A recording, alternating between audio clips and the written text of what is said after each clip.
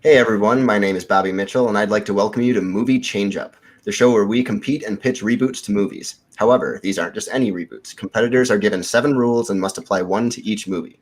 This week, we're returning to our Forgotten movie series with episode number 2. I won the first episode a couple weeks ago, and this time we flipped roles.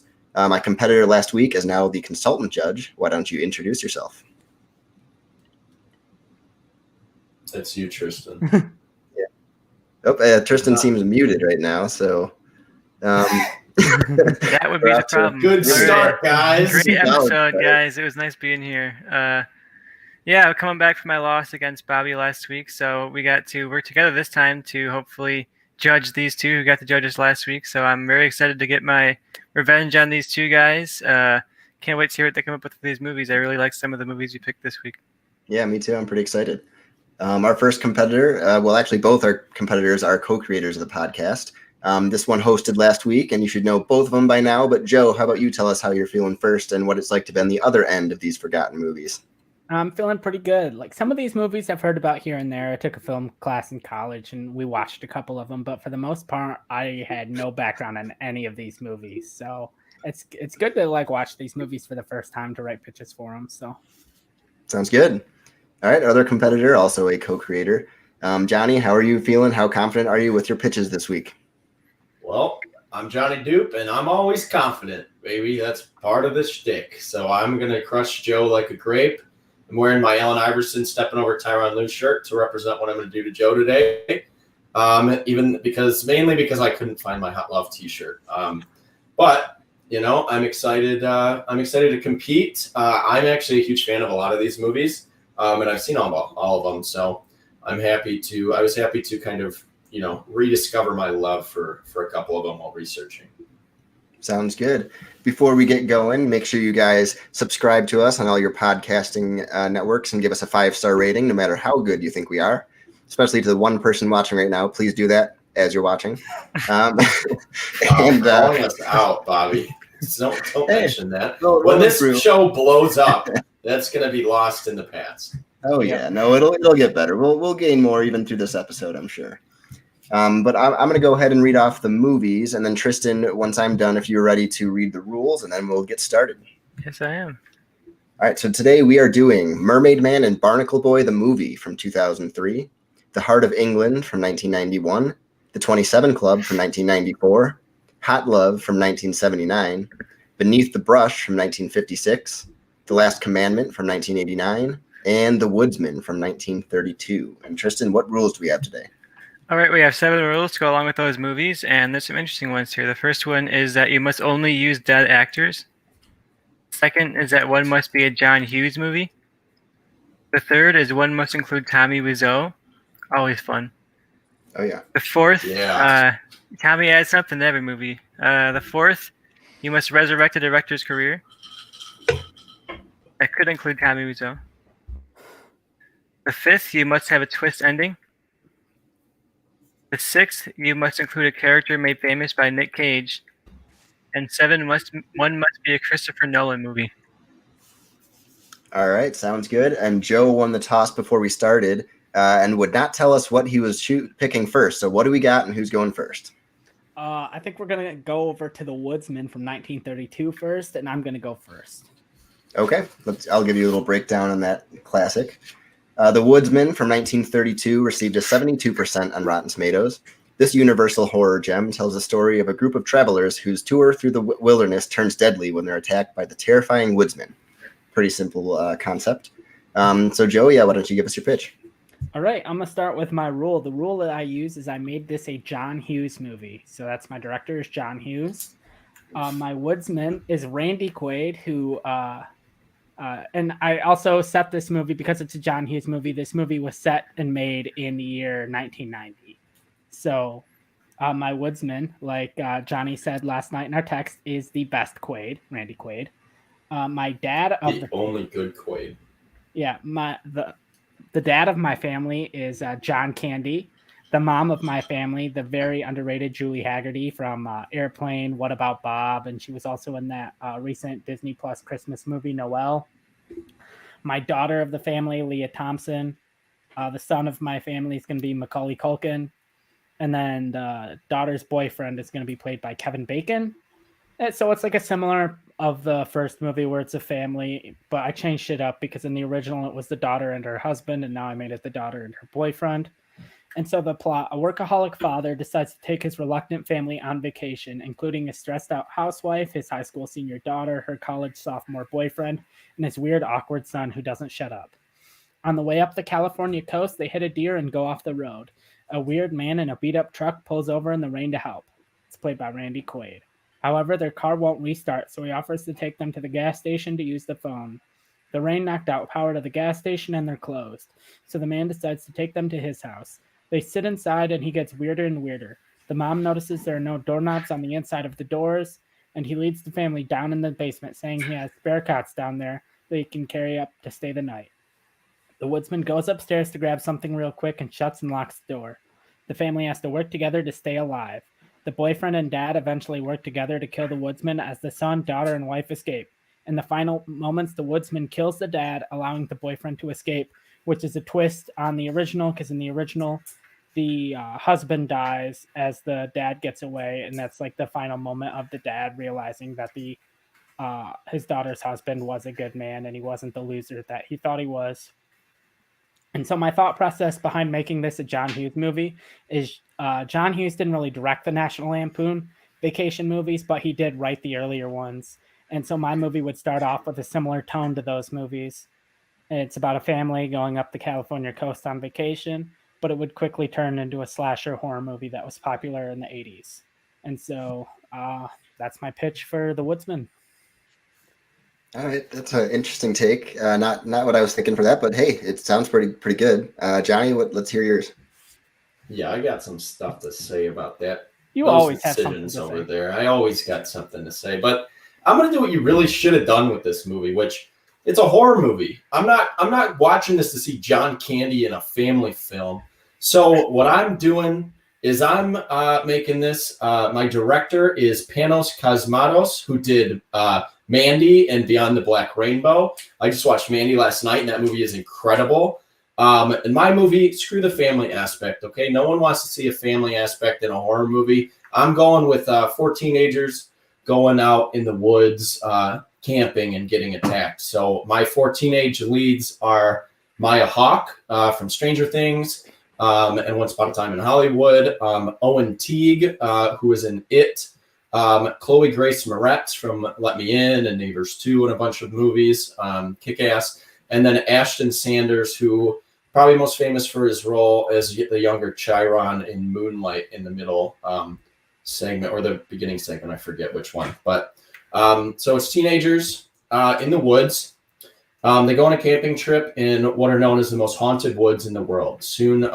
They soon discover why these woods are haunted, and this is not just a legend. They are attacked by an evil woodsman who is half human and half nature. He controls everything in the woods and the forest.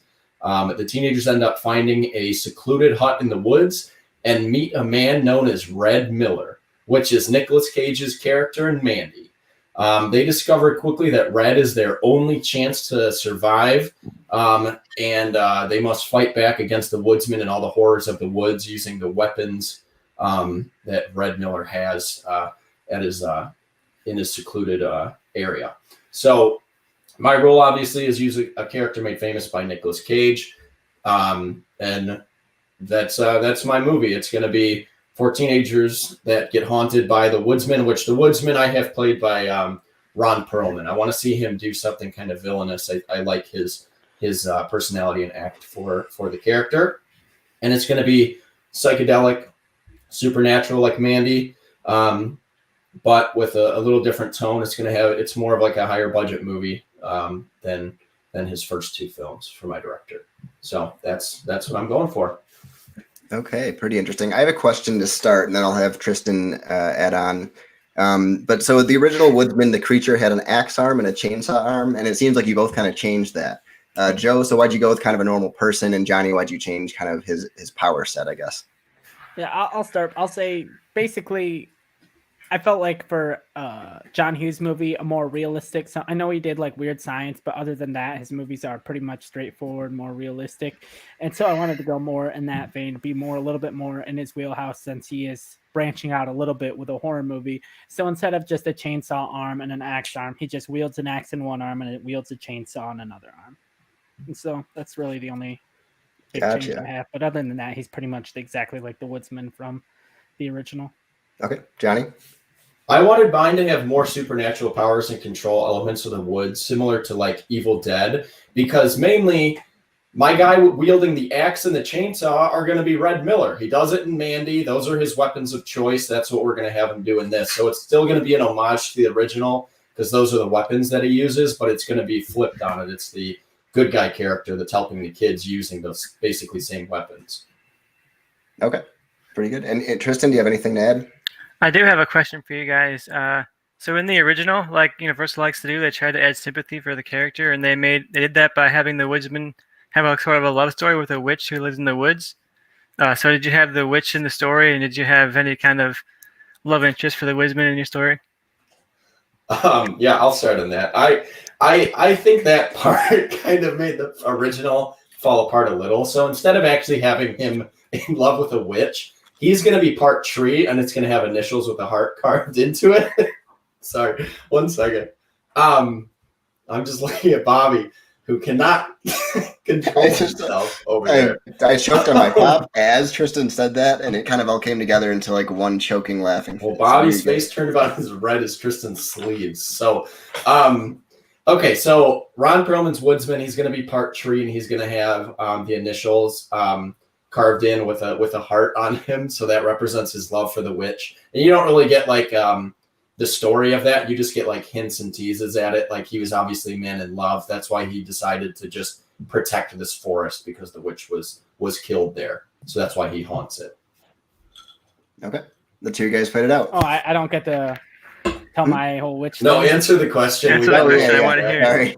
All right, yeah. So my whole thing is the reason that John Candy and his family get kidnapped is that the mom, Julie Haggerty, looks exactly like the Woodsman's like girlfriend that left him. Like there's a picture and it's like not Julie Haggerty, but it almost looks like it looks like it could be her sister or someone that looks exactly like her. And he claims and he calls her, oh, she was like this weird person that has magical powers, but it's probably just that he's crazy. And so basically that's why they're kidnapped, is his girlfriend, that the mom looks just like his girlfriend. And it enrages him. Because he tries to make advances on her too, and the mom's like, yeah, I don't want any part of this. Interesting. All right. Well, now you guys can fight it out. Yeah, now that you guys I'd like to see the argument. Yeah. My thing with Johnny's is his goes so far away from the original. The original is very clearly about a group, a family, and I kept mine about a family. His is just like weird four travelers and this weird wooden monster that has nothing to do with the original. And I feel like fans of the Woodsman, the diehard fans of the Woodsman, are going to go into his movie and not even think it's supposed to be related to the original. Except that's not true at all, because you have John Hughes directing a horror movie. What the hell is wrong with you? John Hughes directed 8 movies, and the closest thing I guess you could say to anything you pitched that he did was like the Mutant Bikers and Weird Science. And Weird Science is probably his worst movie of the 8 movies he directed. So I don't think John Hughes' follow-up to like Planes, Trains, and Automobiles and Uncle Buck are going to be The Woodsman and go back to a horror movie. Yeah, okay, in the original movie, there's a family. You know how many different versions of all these monster movies that there have been? They always change the initial characters. All you have to do is get the actual monster right, and I'm going to update it, make it more scary, and put some more stakes in it. I don't give a shit about your family and your movie because it's going to be National Lampoon's Vacation, then all of a sudden it's a horror movie. Your tone doesn't make sense. My tone works throughout. My characters work. My Woodsman is a better version of the Woodsman. Like, if I go see the Wolfman, I'm not like, oh, this doesn't pair up to the original because of the other characters. I'm going to see the fucking Wolfman. Yeah, my defense for that is John Hughes, comedy director. Comedy and horror are very similar, where it's all set up. Then why did he never make a horror movie? Because he only directed 8 movies. Why did you movies. think he was a fit for this? Because he only directed 8 movies, and he can branch out, and then he just stopped making movies. He could have continued. His like last movie was Curly Sue, which was like fine.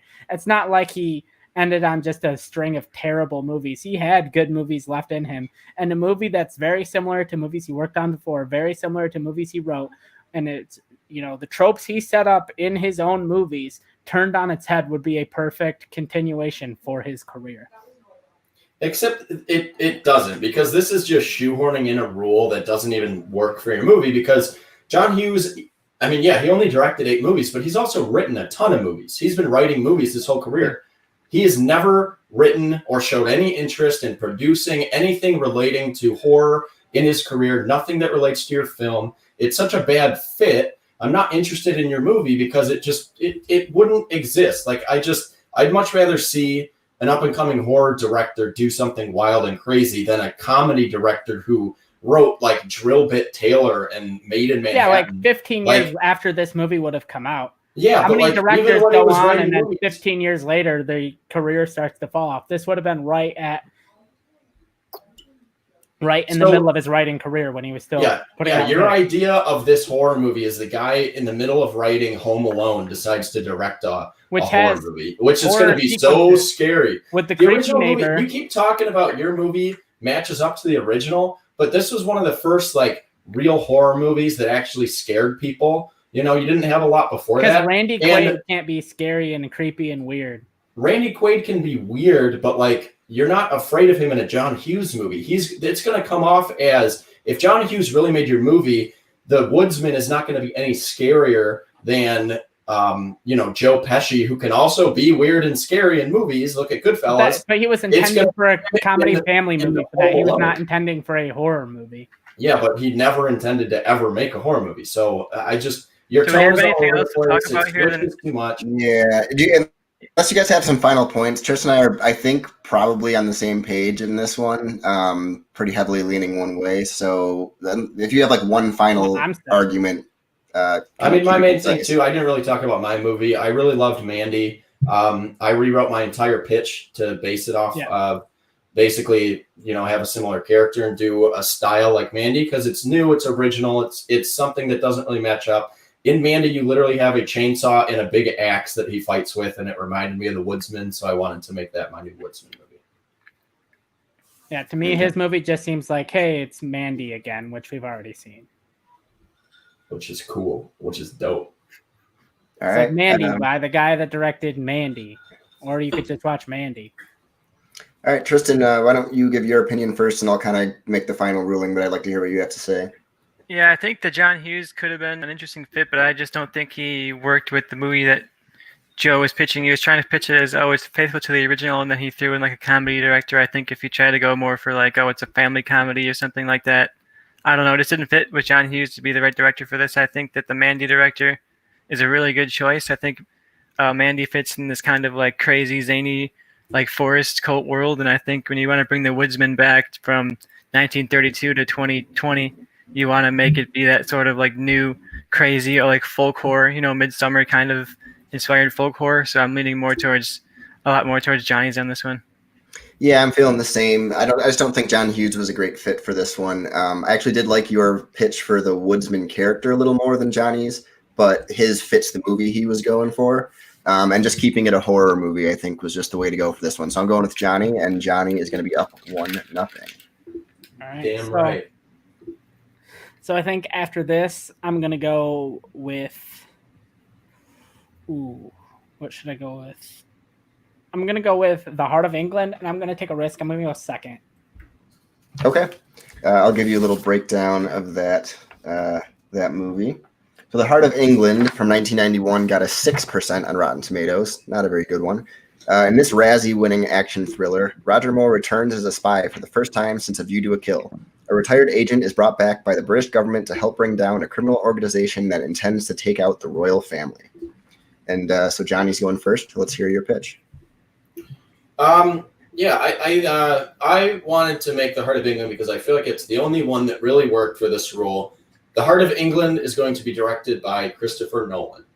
I'll do my pitch, and then I'll tell you what my cast is. So my pitch.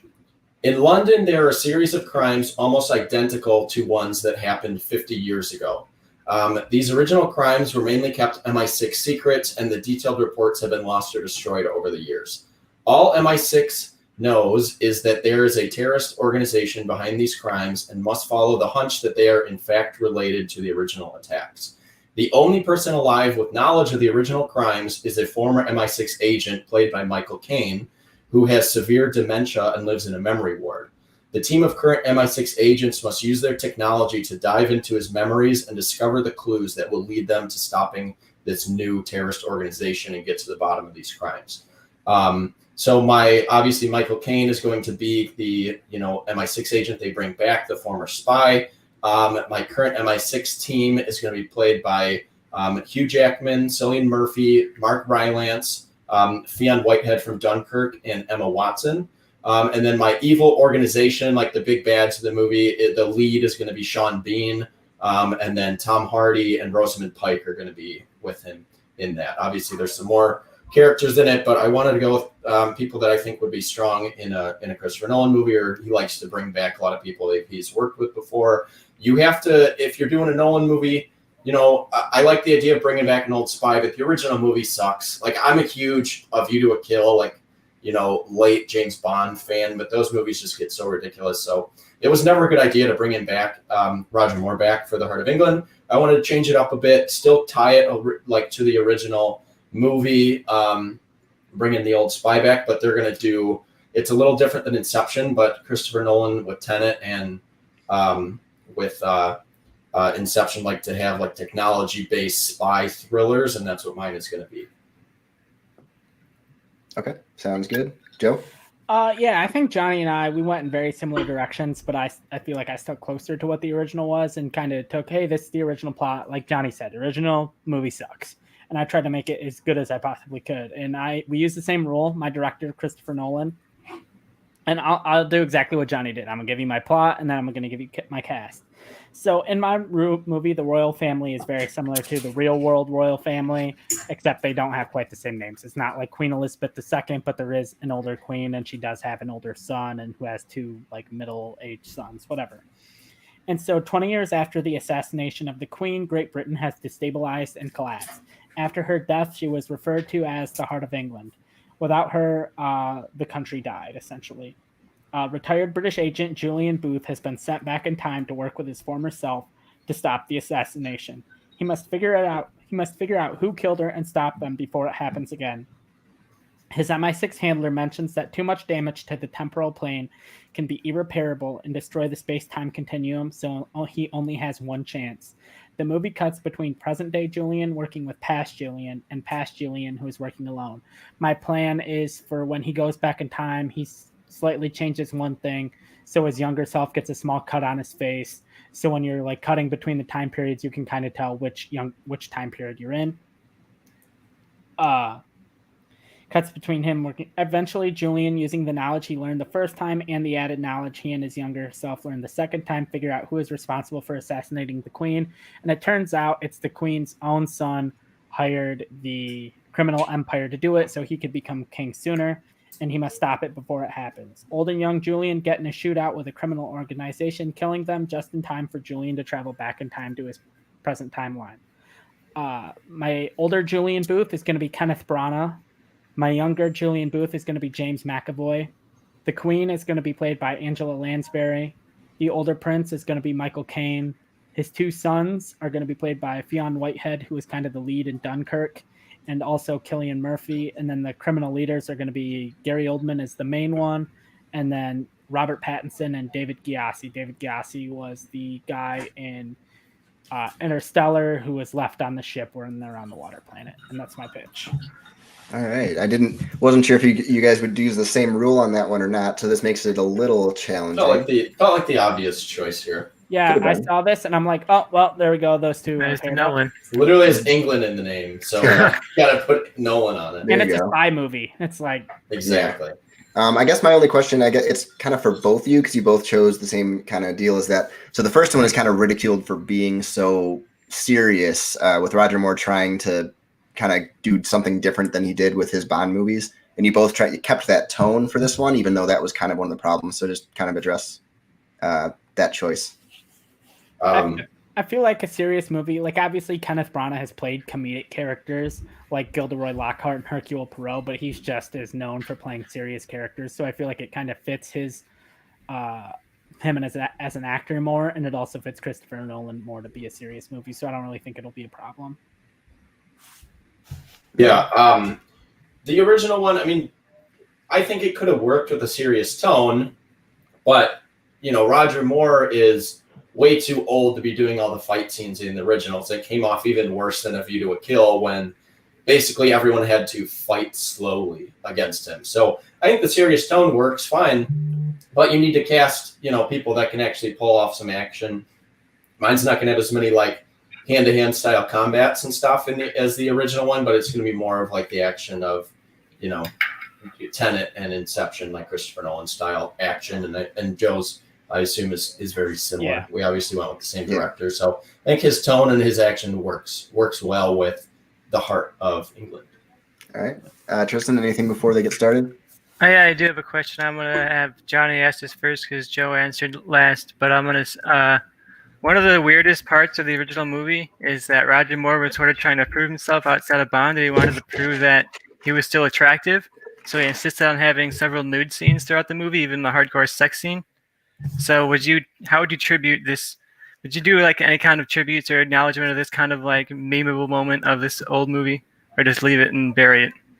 No, because there's a famous story from the reason that Roger Moore decided not to be James Bond anymore is because Alison Doody played a character named Jenny Flex in A View to a Kill. And when they were on set, Alison Doody's mother came to set and met Roger Moore, and he was older than her mom. So he was like, I'm way too old to be doing James Bond now. And everyone knows, like, in the heart of England, he was kind of forced into those scenes. He wasn't doing that by choice. Like, he just kind of fell out of the limelight, came back to a movie. They were like, we're going to make you sexy again. But he was never really into it. So I don't think even addressing those things is great for the new film. Joe? Yeah. Yeah, and my thing is, I don't think there's really any nudity or any like aggressive sex scenes, but all of like the romantic love interest stuff I would give to James McAvoy, who's more the younger version of Julian Booth than the Kenneth Branagh version. So like it's more just kind of accepted and fine, and it's not really like, oh, this old retired agent and this like 30-year-old woman have romantic scenes. It's 30-year-old agent, 30-year-old woman. Everyone says all right and moves on with their day. Okay. Yeah. So guys, you guys can pretty much just fight it out. Just as you guys fight, just maybe get into your plots a little more and why you chose to go in certain directions. Like both are similar to Nolan's, some of Nolan's past movies. So kind of say why it would differentiate itself from all those and that. So, but you can go wherever you want. But I just want to hear those points eventually. What I want is, now, to be clear, I haven't seen Tenet yet, but obviously online everyone was saying, oh, Tenet and like Inception, all these movies take place in the same universe. I feel like mine stays true to that.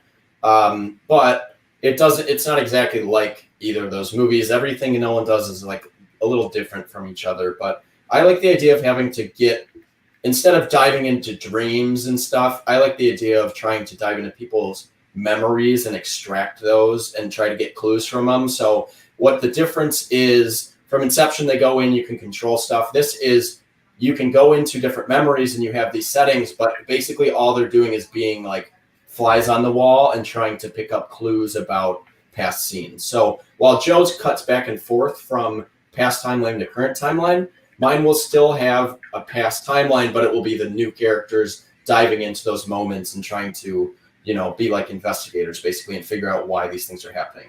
And then obviously the other thing I didn't mention, because you do focus on the evil organization, their main plot line is still going to be to kill the royal family. Just you don't know that from the start of the film. That's what they reveal, and at the end of the movie they have to save the royal family from the attack. Yeah, and my thing against Johnny's is he talks about like they go into their memories and they're more just kind of watching the memories. I feel like his movie's going to be boring in those parts because it's essentially going to just be people passively in a scene watching what happens around them. Like obviously they'll be looking for clues, but they aren't participating really in those scenes. Where when I'm cutting back and forth, all of my characters are still like actively participating in their scenes, trying to find information. They can interact with the people around them. They're constantly in danger. All that, and I still have a lot of the Nolan, tropes of cutting back and forth between timelines. I have the technology of using the time machine of when he goes back in time, and I feel like it just fits the Nolan thing more, where I feel like going it, like, obviously in Inception you have the going into dreams, but I almost feel like the going into memories is like a weird thing that I don't know if it really fits the Christopher Nolan style of what he normally does.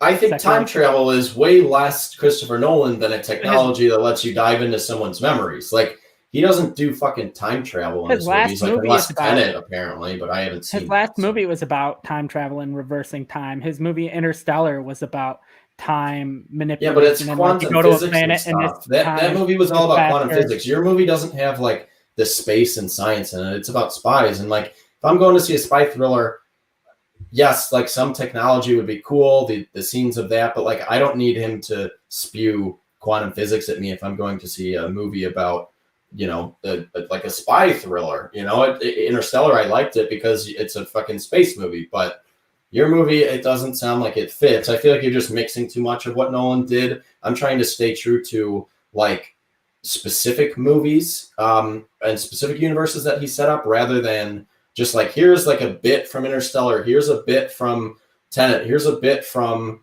you know, like all those other random like movies that don't really fit. Like, I don't love the idea of him doing the time traveling with, this is the past timeline, this is the current timeline. I like the idea of, yeah, my characters are definitely going to participate in the memories. You know, you said that, but that's not how it's going. They're going to go back. They have to figure out in the short amount of time they have for a specific memory, because he's still got dementia. So they're going to have to get past, like, you know, obstacles of the dreams fading or the memories fading and things like that. They have to talk to each other, interact with each other. Obviously they can't change the memories in the past, like the dreams, but they're all going to be interacting and figuring out. I like detective movies, and that's going to be more of my film. When they go into memories, it's going to be detective film. And then when it's like a throwback to like old school noir filmmaking, which Nolan is always said he, you know, is like influential on his work.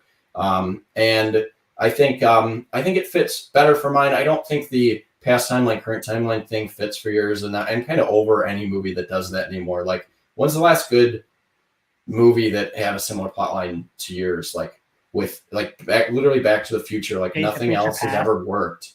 Like, yeah, but okay, Days of Future Past was one that maybe worked a little, but I don't know. I just don't see that fitting Nolan's ideas as much as, you know, I like the idea of Dunkirk was so good because the whole movie was like a ticking clock.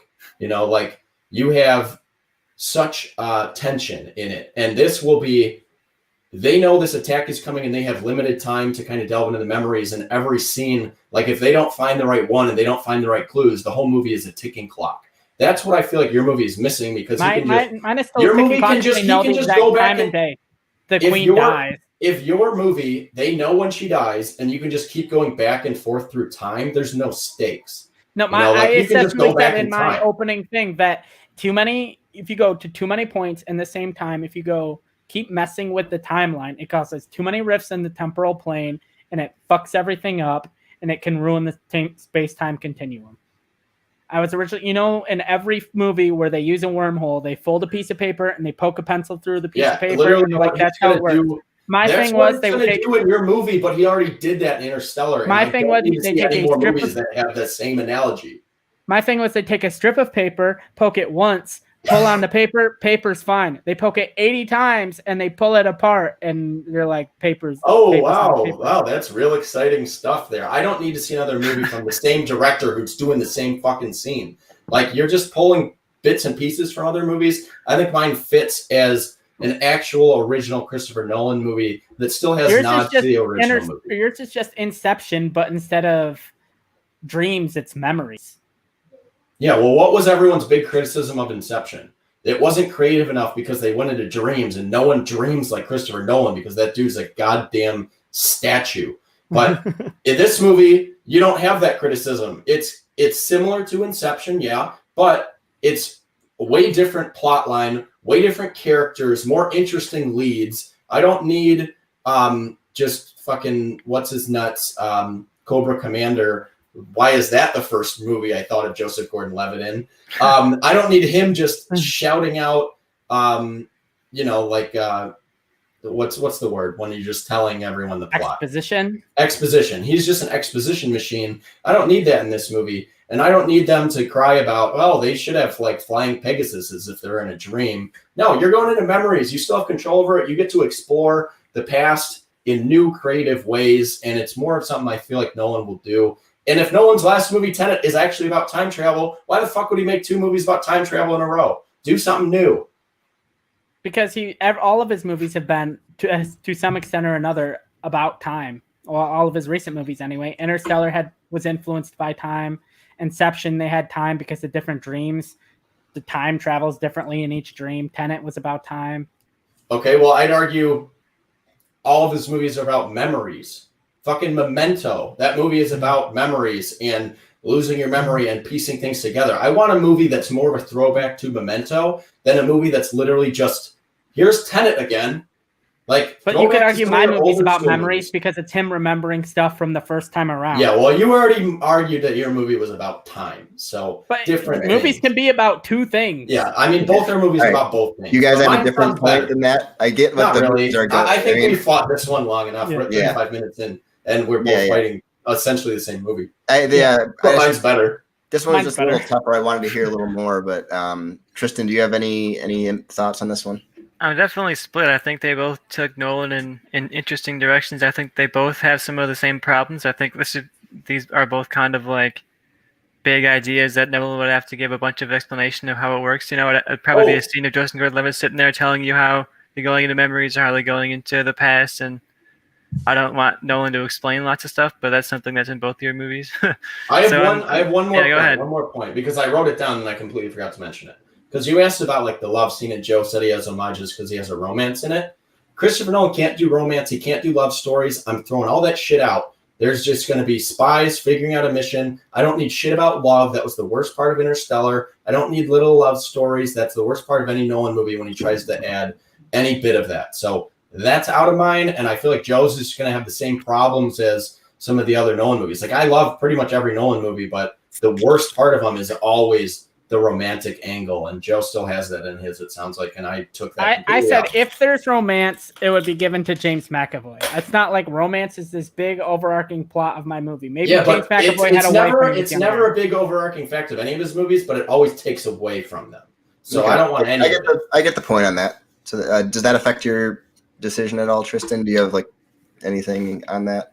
I'm leaning a bit towards Joe on this, just because I think it's a little bit more of a creative use of Nolan. Like, sure, he did time travel before, but not in like this same way. And I think Johnny's is a little bit too similar to Inception.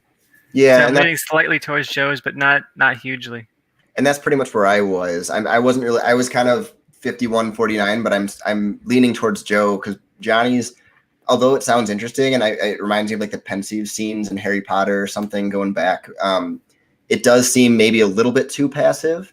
And it does seem a little close to Inception, and Joe's is, at least to me, a little bit more original. So I am going to give it to Joe and tie it up. All right. Hell yeah. Well, at least that means I get to pick a movie finally. Because I was really worried I would just sweep Joe and never get to go first. Hey, I was scared of that too. So. You know what? Ooh, do I want to do it? Do it. I know what you're thinking. I know what you're thinking. Do it. Do it. We're going hot love, baby, and I'm going first. It was already on it. All right. It was already on there. My fucking movie, man. All right. Hot Love from 1979 received 16% on Rotten Tomatoes. Another gem. Too low. In what was set to be director Randall Kleiser's follow-up to A Year Later After Grease, Hot Love is a 70s musical featuring the hyper-famous glam rock band Pioneer Rex in leading roles. Hot Love tells the story of fictionalized versions of the band with music-related superpowers who must fight against their villainous counterparts from an alternate universe. Featuring all original music by the band, Hot Love was a critical and financial flop, marking the historical end of glam rock. All right. Great movie. What a movie. My God. I love it. Hot Love, it's what I want to give to you. Like, I love the soundtrack to this. Like, it's so great. A few years back, we went to Comic-Con. Bobby was there, and I was really tempted to buy a signed vinyl copy of the Hot Love soundtrack because I've never seen one. And but it was literally like, you don't have a signed one, dude. It cost $1,500 when I was there. So you either have a fake one or I know a guy. Yeah, bullshit. Pioneer Rex, man, they're a good band. I mean, I know they went through some legal trouble after Cypress died. You know, and they got the new lead singer. They tried to reinvent themselves in 1991. You know, it was sad, but you know, they tried to reinvent themselves, and they had the big lawsuit with Def Leppard because "Pour Some Syrup on Me" was like a huge bomb, and it ripped off, you know, their song. But you know, I love the movie either way.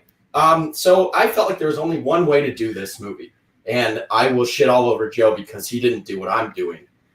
This movie is so wild and crazy. You get alternate versions of the band playing each other and stuff. There's only one person fit for this job, and that man is Prince. Prince, R.I.P., the GOAT, the greatest of all time, written and directed by Prince. I'm using all dead actors for my movie. Written and directed by Prince. My lead character's name, Nelson Sparks, that's going to be played by Prince. His evil universe twin, that's also going to be played by Prince.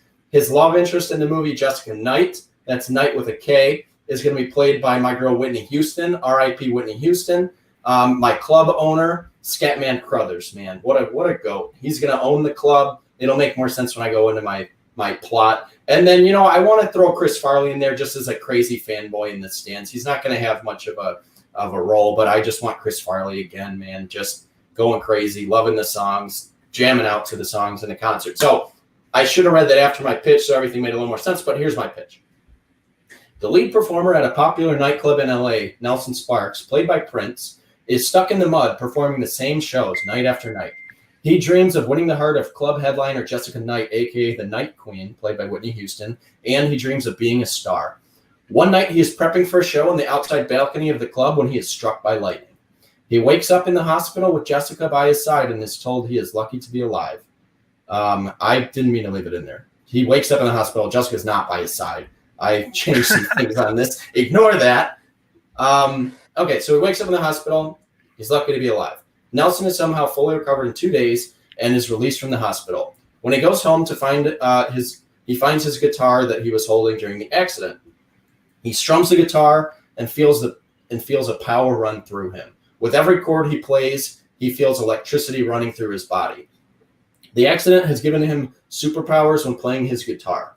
Nelson Sparks become a huge attraction using his lightning to put on amazing stage shows during his performances. Nelson also is finally getting attention from the woman of his dreams, Jessica Knight. His life could not go any better. Little does he know that the lightning strike briefly opened up a portal to another dimension, and an evil version of Nelson has come to his reality. During one of his performances, he is attacked at his show by his evil twin, also played by Prince. Prince is in this movie, guys. He must use his musically geared superpowers to save L.A. and the woman he loves from the evil purple-wearing alternate Nelson. And I even made a soundtrack, guys. He's got lightning powers, and it's Prince. This is my soundtrack. First, obviously, you got to do, Hot Love, if you look at any old school glam rock song and you just kind of change the arrangement, everything sounds like a Prince song. It's very sexual. I love it. So Hot Love, we're keeping it. Hot Love is what I'm going to give to you. Hot Love, it's what I need to do with you. We're going with that. We're keeping the same lyrics, but it's going to be a whole different arrangement by Prince, and it works. You got Cold as Night. That's going to be Jessica Knight's song. And then you got I Want to Be Your Thunder. You got Electric City. You got You've Got Me Amped. You got Shock the World. You got Hardwired. Girl, You're My Fuse. Overflow. That's going to be a great one. You're On My Radar. Take Me Home with You. And my personal favorite, I've Got My Eye on You. And that is ION space the letter U. So that's my soundtrack. Hot Love is one of my favorites. Prince is the GOAT, greatest of all time. I want another Prince movie because we only really got 3, and I love them all, and I want another one. And we haven't ever seen him with Whitney. So we're going powerhouse. The only person who can perform Hot Love, Prince, baby. All right. Good luck fucking beating me, Joe. Yeah, that's a lot of passion right there. And before we get to Joe's pitch really quick, I just have a comment to show after all that passion. This is Cole. Fuck says you, Cole. Cole's a little bitch. You won't even fucking come at me. He challenges me weeks and weeks ago and then always backs out of being on this show. Cole, come at me. All right. Well, to follow up that passion, Joe, what do you got? All right, so I'm gonna start off by saying my director is not Prince. My director is Craig Brewer, who directed Hustle and Flow. He also directed the recent Netflix movie Dolomite Is My Name. It's for my cast, because one thing I wanted to stick to is the original Hot Love focused on a fictional version of a real band. And I said, I'm going to do that, and I'm going to make sure I do that, because that's what people loved about the original Hot Love. Kind of like what I did. Yeah, but yours is not about a real band. Yours has Prince. Yeah, mine's about Prince, a real artist who's the greatest. But mine's about a real band. So my cast, the RZA, the Jizza, Inspector Deck, You God, Ghostface Killer, Method Man, Raekwon, Master Killer, and Capadonna, the Wu-Tang Clan. We all know who the Wu-Tang Clan are. Yeah, Joe. You didn't need to read all of them. I just wanted to make sure. So the movie is inspired by the classic Kung Fu and Samurai movies that inspired the Wu-Tang Clan. The movie follows a fictionalized version of the band called Hot Love that raps during the day and secretly fights crime at night. RZA and Method Man are the two leads and main focus of the movie, since they are the best actors of the group. They all have martial arts powers similar to Iron Fist, because I figured no one really cared about the musical superpowers of the original, because no one really understood the musical superpowers of the original. And then as far as my rule, Tommy Wiseau operates as the band's manager, but he is also their sensei that trained them. The plot of the movie is that while meditating to increase his power, Method Man's character accidentally opens a portal to a reverse dimension. The evil version of Hot Love, a group of villains, comes to the portal. The good Hot Love must stop the evil Hot Love from taking over the world like they did theirs. The film features all new original music from the Wu-Tang Clan, and that's my pitch. Sounds great. Right. Sounds so good.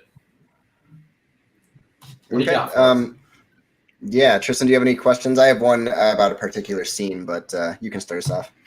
Yeah, I mean, I'm a huge fan of Hot Love, so I'm just excited to see these new takes on it. It's such an underrated movie. I definitely think you guys should Google it and find it. I think it's on Amazon Prime, so just go on your Amazon Fire Stick and look it up on there. Great movie, so much fun. Underrated, 60%, way too low.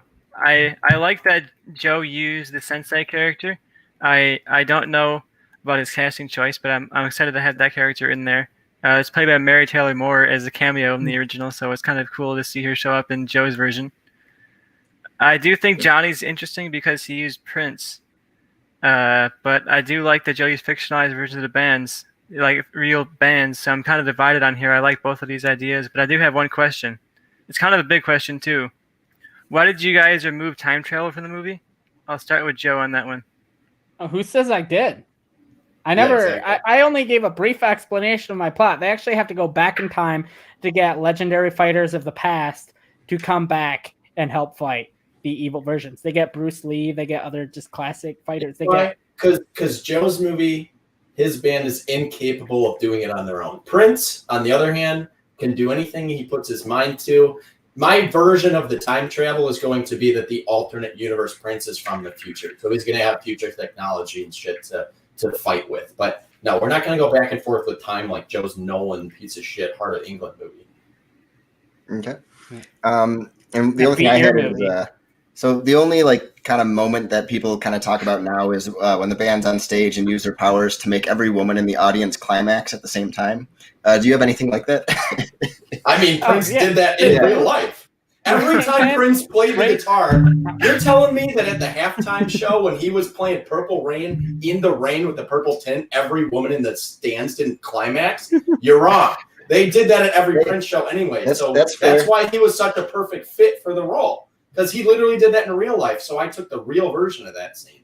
That's very fair. In my movie. No one's having orgasms at the Wu-Tang Clan. The Wu-Tang Clan can't make everyone in that audience climax, men or women, then nobody can. That's true too. I forgot to mention, every man at that Super Bowl also climaxed. If I wasn't a child at the time, I would have climaxed. Wow. Wait. Okay. All right. At the Super Bowl, I got it. Not when this movie came out. Okay. Yeah, both. Not alive when this movie came out. Almost climaxed when I saw the members of Pioneer Rex. Yeah.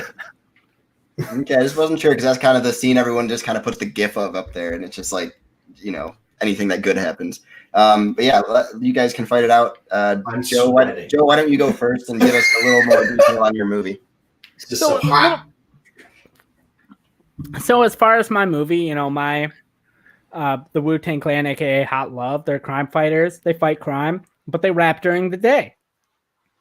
And they have kind of ninja powers, and it's basically my movie is a B movie. I was like, that's part of why I picked Craig Brewer. Like the B movie? His movie is Jerry Seinfeld as B. Put it on record. No, so that's part of why I picked Craig Brewer, because he directed Dolomite's My Name, a love letter to an old, random, basically B movie from, I want to say, the late 70s. And so if he can direct a movie that's a love letter to a great movie that's a love letter to a B movie, so he can direct a great B movie that also has musical influences. He directed Hustle and Flow, and so that's kind of why I wanted him. Okay, here's my thing with Joe's movie. Girl, I see you're cold. My love never gets old. No one will interrupt. Come let me warm you up. Hot love. That song, you don't need to change any of those lyrics. If you change the arrangement, that's a fucking Prince song. For Joe's movie to exist for the Wu-Tang Clan, you have to rewrite everything. You can't have any homage to the original. You change the whole soundtrack. It's so different. And I don't want the Wu-Tang Clan. Yeah, exactly. Okay, Wu-Tang Clan is better than remaking a soundtrack. I can't help that Prince only can remake a soundtrack. Okay, and that's what it sounds like your Prince movie is. Way better than the Wu-Tang Clan. I love the Wu-Tang Clan. Shout out to Wu-Tang. But you know what happens when the Wu-Tang Clan makes an action movie? You get the man with the iron fist, which you literally said iron fist. That movie was hot trash. RZA did the soundtrack to that garbage pile. He didn't have the rest of the Wu-Tang Clan. He produced it. He didn't have them, but I don't need to see it. Method Man is hilarious. And if I'm going to see How High and shit, I go see that with Method Man, but I don't need to see Wu-Tang Clan learning from Tommy Wiseau how to do karate and shit. No, he's his sensei. That's a fucking joke, Joe. That's a trash it's a B movie. The movies are known for having bad acting. What's better than having Tommy Wiseau as the trainer in a B movie? The guy that's king of shitty movies. You insult the original bad acting. God. First of all, the original is a treasure, and I'm not going to change things up. I got a better soundtrack than you. I got actual powers that fit my movie. I don't need time traveling the powers in your movie. Just your movie doesn't make sense. Dude, he plays the guitar and he can shoot you with lightning. He's like Thor's hammer, but it's a fucking axe. It's Thor's axe because it's a guitar, and it's purple. And he's Prince. Prince is so good, and this is so fitting for him. Bobby already said, the orgasm scene. That's my whole movie. Everyone who sees my movie will be climaxing from start to finish. Your movie will be lost in the dust like The Man with the Iron Fist, which literally your movie is a sequel to. Garbage. But fans of the original Hot Love are not going to be happy with your movie because they love the fact that it's about a band. Your movie is not about a band. My movie is about a band. Fuck about that. Yours is about a rap group. That's not a band, dude. That's a group of people. Different thing. NWA was not a band. That is a rap group. That is totally different things. And sticking with someone who could actually shred on the guitar and sing and perform like the band is more important than just having a band, even though yours isn't, and having it completely change the formula, have a rap group, do Wu-Tang Clan. It's way different. The fans of the original movie are not going to go see your movie. And everyone going to see your movie won't know what the fuck Hot Love even is. They're going to be very confused. It's over. They're going to be very confused why it's called that. I love Hustle and Flow, but I don't see Hustle and Flow and think Hot Love. But when I watch Under the Cherry Moon, I'm like, damn, this should be a Hot Love remake because Prince is so perfect for this role. Joe, what color are the fucking little headlines of our podcast? Our Who came up with the little headlines under? Yeah, exactly. And what color are they? All right. Since we're arguing about colors, do you have any final thoughts? Do you have any final points? What color is my final point is Joe's movie sounds like trash, and Prince is the only right fit for this movie. And you get Whitney Houston and Prince producing more music, which the world needs. Joe's only point against my movie that he could have made was no one can kill Prince. He's a god. But, he didn't make that argument. So My Whatever. point, I guess, your movie is the thing people loved about Hot Love was the camaraderie of the band, and yours is one guy. No, the people love the soundtrack of the movie, and you changed all of the music completely. And I at least because I fit it to the modern title day. song basically just as a Prince song, which is just an improved version. Take any glam rock song. Take, we're keeping Pioneer Rex an example. Take Pour Some Sugar on Me, which they ripped off, or Pour Some Syrup on Me because they're from Canada. And you give that to Prince, dude. Pour Some Sugar on Me by Prince with a different arrangement is the most sexual song of all time, and you climax throughout. This is the most I've ever said the word climax. The world is craving a Wu-Tang Clan album, and I'm giving it to them. No. The world is craving Prince, man. Prince is what the world needs. Yeah, because when Martin Shkreli bought that Wu-Tang Clan album, there'd be no pandemic right now. Everything would be great. All right. I feel like Yeah, I think we know what we're going. That was enough of Hot Love. Yeah, there's never enough Hot Love. Yeah, I think Tristan's a bigger fan of this movie, so I'll let him make the final call. But for me, I was leaning towards Johnny. I mean, he created a whole soundtrack, and I do think Prince is a better fit, and it just sounded like a more fun movie. Tommy Wiseau in a B movie with Wu-Tang Clan sounds fun. It sounds fun, but I don't know if I would like to see that as much as I'd like to see another Prince movie. So that's where I'm heading. But Tristan, I'll let you make the call. Yeah, I like that Joe used a real artist and had like the fictionalized version of the real artist. I think that's an appeal of Hot Love. So did I. So that's a good point to them. They're not playing like a fake character. They're playing a real fictionalized version of themselves. But I do think Johnny's Prince pick is just a lot better. I think Prince has that like sex appeal of Hot Love, the original. I watched that movie all the time. Not sexy to you? No. Not Prince level. Dude. It's hard to get sexier than Prince. No one has ever been sexier than Prince. He definitely brings in that climax energy to Hot Love that I think it needs.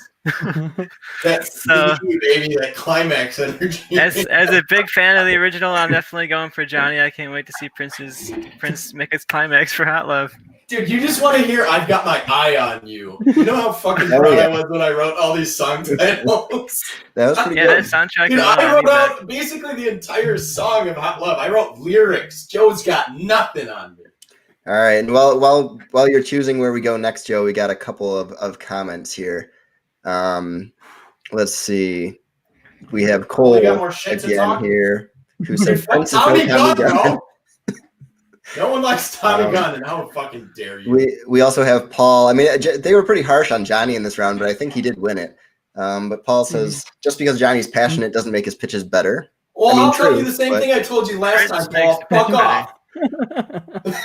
I gotta tell our only audience. I gotta stop telling our only audience members when they have 3 viewers to fuck off. Like, Paul, fuck off. You shit on Tristan last week. You're trying to shit on me, bro. Watch fucking Purple Rain and just chill and drink a glass of wine. And then we have one more from we want to hear your pitch. Jordan, who says false. WAP performed by Michael Bolton would be the most sexual song of all time. That wouldn't make any sense, Jordan. That's true. For a lot of reasons. Very fair. All right, Joe, where are we heading? I might be coming up with the greatest pitch of all time, or I might be burying myself. I'm going to go with the 27 Club. All right. 27 Club. This is a favorite of mine. Joe, how old are you? 27. Yeah, you're about to die. Because I'm going to fucking crush you. Hey, Johnny, how old are you? Oh, fuck, I'm 27 too. Holy shit. Dude, I forgot I was 27. Wow. All right, well, you're born the same month I am, so. This movie is kind of how that works. 27 years old. We should have waited till next year to do this movie. Yeah. Okay. Well, 27 Club from 1994 received a 92% on Rotten Tomatoes. Steven Soderbergh chronicles the lives and tragic deaths of many musicians who coincidentally died at the age of 27. Intercut between different time periods, this heartbreaking drama probably missed out on an Oscar nomination due to the unfortunate timing of the death of Kurt Cobain that same year, making a very difficult movie to watch and one that people would only want to watch if it included him. So a pretty sad movie. Let's see where you guys go with it. Oh, I'll go first. I didn't know if I said that. I didn't, but you can go for it. So my director is Orson Welles because the rule I use is I only use good actors. So playing Amy Winehouse is Amy Winehouse. Playing Anton Yelchin is Anton Yelchin. And playing Kurt Cobain is Kurt Cobain himself. And so the movie is about three celebrities playing themselves, showing their three different lives. We see Amy Winehouse become famous after singing about rehab, using an abundance of drugs and alcohol, leading to her death. We see Kurt Cobain and his quick rise to fame, leading to his mysterious death. And we see Anton Yelchin, a Russian refugee, on the last night of his life, where he died due to unfortunate circumstances. The movie has them recreating important moments from their life as it cuts to them alone, explaining their thoughts at the time and what they would do differently or the same. And that's my pitch for the 27 Club. Joe, remember when you said I either have the best pitch ever or the worst pitch ever? Congrats on your nomination for worst pitch of all time. I do need some justification of that as we get going. Okay. But Johnny, what do you got? And you're going up against the movie that I'm going to make, because I'm even more passionate about this than the last one, if you can believe it. So what I liked about the original movie was that it started and ended with like interviews of celebrities and stuff, like famous people who interacted with the actual people the movie focused on. So I'm going to keep that into my movie, and I'm going to tell a story that's cut into basically 4 different segments. In between every segment, or before each one, there's going to be an interview with someone who basically the questions will kind of get to why they are interviewed. So I'm going to read my pitch. I think the best way to do this is I'm going to read my pitch, and then I'm going to tell you who's playing each person. So, but I'll start with this, because someone who's good at telling movies in kind of segments and jumping back and forth between not like time travel, but different time periods is Derek Cianfrance. I don't know how to say his name, but he directed Blue Valentine, and he directed The Place Beyond the Pines, and that's kind of what I'm going for here. And I like his tone. I think it fits really well with these. So the movie is 4 parts, all around 30 minutes. But before each chapter, there's a seemingly random celebrity interviewed about the 27 Club. My movie starts with an Andre 3000 interview about playing Jimi Hendrix and the fun experience he had honoring Jimi. And then my first segment is Jimi Hendrix, the night of Woodstock. He is supposed to be the closer, but due to weather and technical issues, he is offered to play before the show gets delayed until the morning.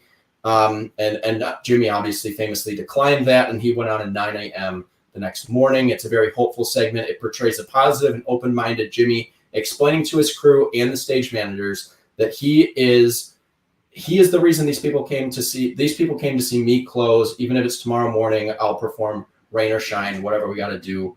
But I'm going to close the show. So a hopeful and upbeat tone portraying a man behind the scenes that was Jimi Hendrix, who sadly obviously died when he was 27. Fade to black, end of the scene, cut to a Harry Styles interview on being famous and in the spotlight so young and turning 27 this year, which would be 2021. He turns 27. And this is before my Amy Winehouse segment.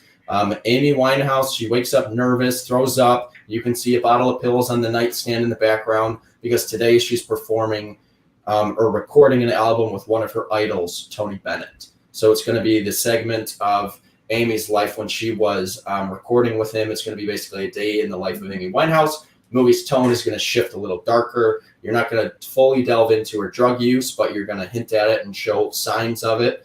And after that scene, you fade to black, cut to an interview with Demi Lovato on her experience with drugs and her heroin overdose in 2018. Because my third segment, after her interview, is going to be about Janis Joplin. So Janis Joplin is going to be waiting for a date at a local diner. She waits and waits, but no one shows. She stood up because the day she died. Now, this isn't super factual, but the stories go that she was stood up twice in the same day on her last day of her life. And that led to her ODing. So she waits and waits. No one's there. She's depressed about being stood up. She goes back to her hotel room and invites over friends. The scene portrays heavy drug use and heroin usage by everyone there. And Janis, this is ultimately the night of her death, although the scene ends with her shooting up and passing out, but it never actually shows her die. And then after the Janis Joplin segment, here's where my rule comes in. You cut to an interview with Tommy Wiseau. This interview has a darker tone, and it dives into being considered an outcast in Hollywood. Tommy Wiseau always was, you have to play the villain. That's why he never wanted to make movies, because everyone tried to cast him as Dracula and all these things because of how he looks and how he acts. And he never really made a name for himself because of this, because he wanted to be the hero. That's why he made his own movie. And in what's it called? The movie that James Franco made about him. What's that called? Help me. Disaster Artist.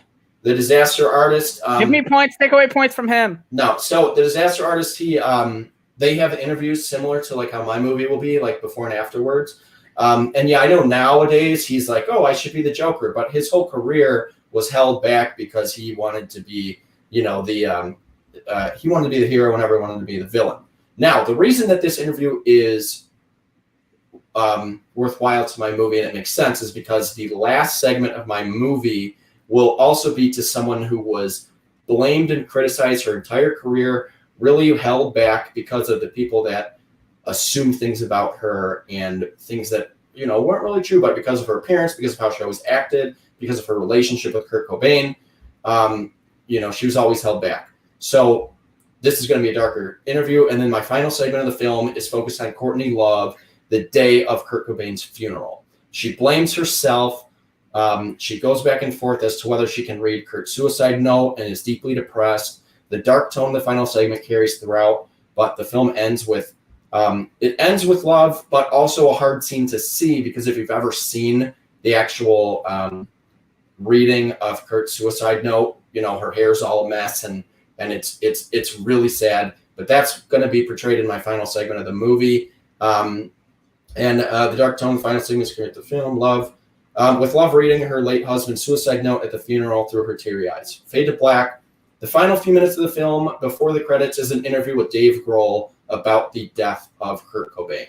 So you're going to kind of tie everything together. You're going to bring him in. They're going to ask if he, have you forgiven him? What's your relationship with Courtney Love? Famously, 2 years ago, they kind of ended their 20-year feud because he always blamed her and things like that. So I want to bring him in as well. Now, here's my cast so you can kind of put this all together in your head. I went with people that I feel like could portray them, but also look like them and are similar ages. My Jimi Hendrix is going to be played by Kelvin Harrison Jr. Not many people probably know who he is. He's probably most famous for his movie Loose, which is really, really good. But if you look him up, first of all, he's a great actor. Second of all, he can portray Jimi Hendrix really well. And he's not 40 years old like Andre 3000 was when he played a 27-year-old. My Amy Winehouse, there's only one person in the world who can play her that's alive. Someone who can sing and actually act, Lady Gaga. She's going to be Amy Winehouse. I think she has got a similar voice. I think she can act. She obviously showed the world that with A Star Is Born. And then my Janis Joplin, another actress that really surprised me with how strong her career has turned out, is Dakota Fanning. I wanted someone that's not like looked at as the super like model, beautiful woman, but someone who can really act and be real. Dakota Fanning has done that before, and she has played a musician before. And funny enough, with my Courtney Love actress, because Courtney Love will be Kristen Stewart. People shit on her, but I think she's a fantastic actress. She was already she played Joan Jett in that movie, and she was really good in it. So I want her to be Courtney Love. And my Tony Bennett, just because I need someone who can kind of do that, is going to be Tom Jones. I don't need someone who can super act, but I need someone who can sing the Tony Bennett parts of that. So those were really the only people I cast, but I feel like I nailed my casting. I love the story. It's a little different than obviously the original's like format, and it's different than a lot of movies, but that's why I picked the director I chose, because it's similar to like The Place Beyond the Pines, but instead you have those talking head interviews in between segments. So that's my pitch. This was one of my longest ones I've ever done, but I really was passionate about this. I put a lot of research into this one. So yeah, definitely. I think definitely the longest pitch. We'd have to go back and listen, but for yours, for sure. This is a good movie. Joe, to me, I think you're pretty behind right now with your rule, but if you can justify it, I think your movie could be pretty interesting. So I'd like to hear that as you go. But so I'll start with Joe on this question. Are you introducing the white lighter conspiracy into your story? The first one touched on the controversial conspiracy theory where they were all found with a white Bic lighter when they died. It kind of made that theory blow up at the time, and you can kind of Google that. No, I don't, because the white lighter theory has been debunked recently. It's been released that it was photoshopped images, and it's just this whole thing on 4chan that people spread, and it turns out white lighter theory is not true, so I didn't put it in my movie. Okay. I know it's not true, but I think to have an homage to that because it's such a famous theory, I think is relevant. So while they're all not going to, obviously my movies don't show them die, but in every segment, someone's either going to light like a cigarette, or when Janis Joplin does heroin, they're using a white lighter. So it's going to have that in there. So Jimi Hendrix, before the show, he's lighting a cigarette, backstage, and he used the white lighter. I think that's all pretty just a simple nod to, hey, anyone who knows this theory, here's a little Easter egg for you, basically. Okay. Tristan, do you have anything before they fight? Yeah, I'm definitely leaning towards Johnny initially, but I do want to hear more from Joe in the arguments. I think he has a controversial take, but I think it has a lot of potential, so I want to hear him talk about it a little bit more. But I do have a question. I'm going to start with Johnny on this. So the 27 Club originally has one of several of Donald Trump's contractually obligated cameos in various 90s movies. So if you didn't recognize him, he's in the scene where the main character goes to Times Square on Christmas Eve and sees snow for the first time. So did you address or make fun of a reference to Donald Trump cameo at all in this movie? No, my movie's going to have a very serious tone, and you don't need to bring that stuff into it. If they made a Home Alone nowadays, they're not going to throw a Donald Trump cameo just because he was in the second one. You don't ever need to address Donald Trump or, pretend that he matters. Sorry. Anyone who disagrees with me, but not sorry. So that's not like you, Johnny. Yeah, right. Yeah, fuck all you people. What about you, Joe? Yeah, so Trump every cameo? scene in my movie is going to have a Make America flag in the background, or Make America Great Again flag in the Every background. scene? No, I'm kidding. Yeah, I'm with Johnny. There's not going to be any reference or anything to Donald Trump. in my movie. All right, I'm glad you clarified because yeah. No, I was ready to Yeah, get no lost scene in that. my movie. I was No, ready to there's- stop the arguments and just. No, if it's all right, if I can go first. Yeah, in this definitely. You can whole- go first. We need a little. Yeah. Little- you go. So I feel like to a Justification. degree, me and Johnny did more similar movies, where our movies are almost more documentaries, almost in a way, than an actual long form plot of a movie. Like his obviously has the recreation, so does mine, where mine just has the people playing themselves. But I thought it was a interesting way to get a more true to life version, because with Johnny's, where you have other people telling the story of these people and then you have recreated scenes, mine has the actual people themselves telling, hey, this is exactly what happened, these are the thoughts that were in my head in this moment, this is me recreating these scenes. So there's no in between of did this happen, did this not happen. No, this is exactly 100% what happened, and we know because we have these people's thoughts of what was going on in that time, in that moment.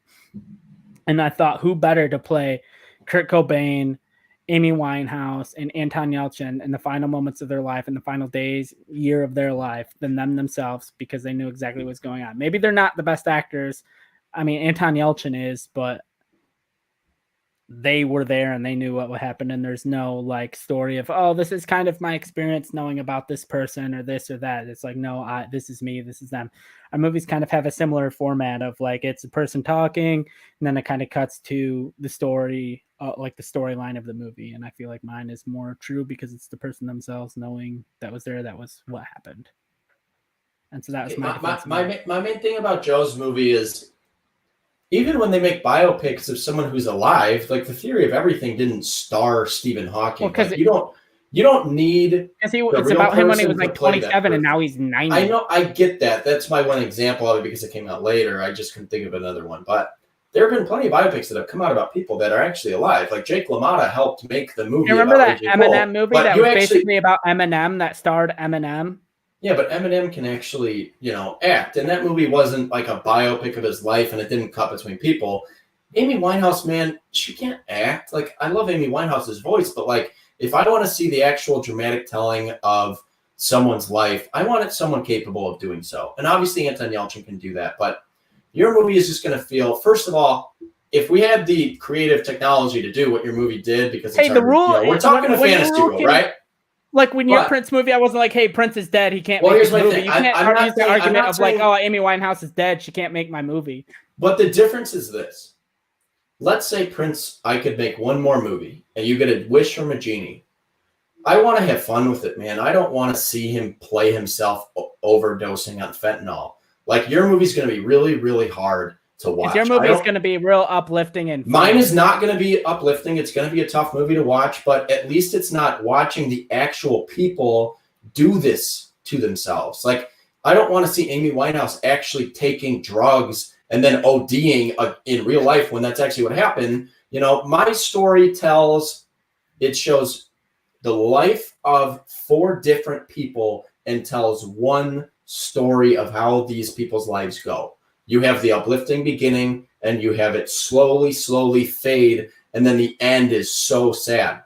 That is exactly the kind of, that's the tone that you want to go with. It shows even jumping back and forth from different timelines, and different people that have much different styles. You're telling the same story. It's a lot of it is so similar. And I want to tell that story, but with 4 different kind of voices. And I want to have the voices of people that you might not think about when you think of the 27 Club, but like, I think Tommy Wiseau was a good person to interview before Courtney Love, because I would say that they kind of, match personality wise, and people might not think of it like that. But if you're going to include Tommy Wiseau in any of these movies, I think an interview would be best, because he's really good when he's on Jimmy Fallon and these things. He's, you can actually watch him and he's entertaining, but I don't need to see him be like this sensei in your last movie. So I thought that was a good fit for my rule. I liked that all my people fit, and it will get increasingly harder to watch. But I'm not watching Amy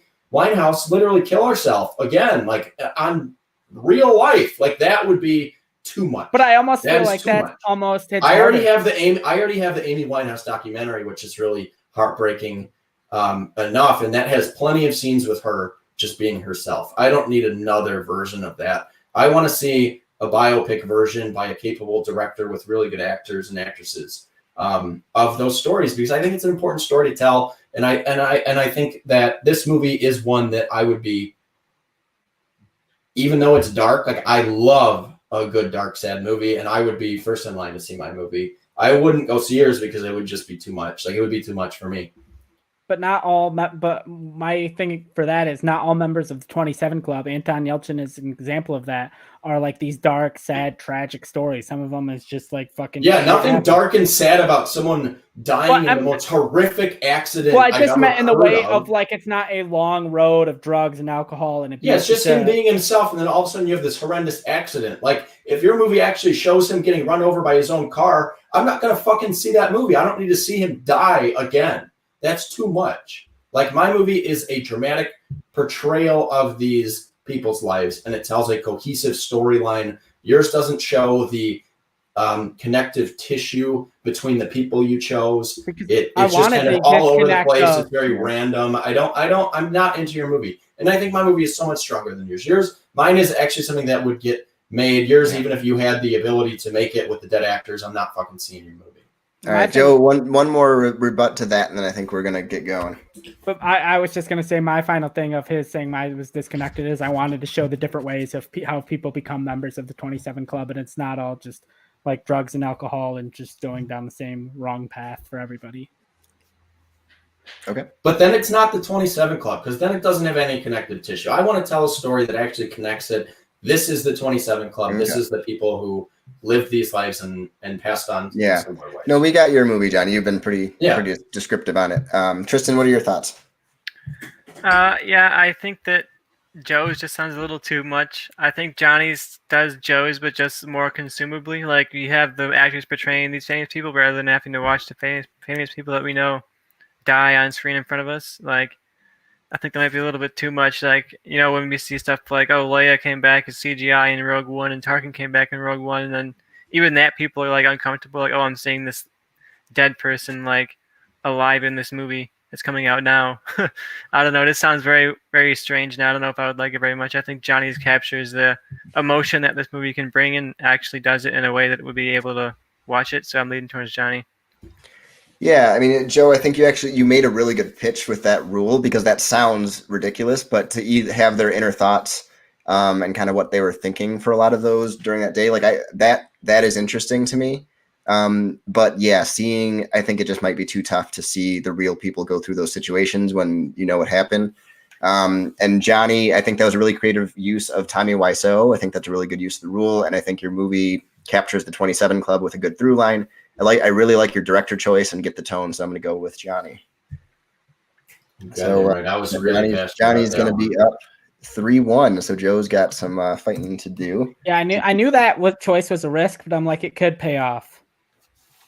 Yeah, no, definitely a risk. It could have got me if I wasn't so passionate about what I did, and I think I used it well. This was the hardest pitch I've ever had to do for this show. That was a really tough movie to choose for this because it's so unique.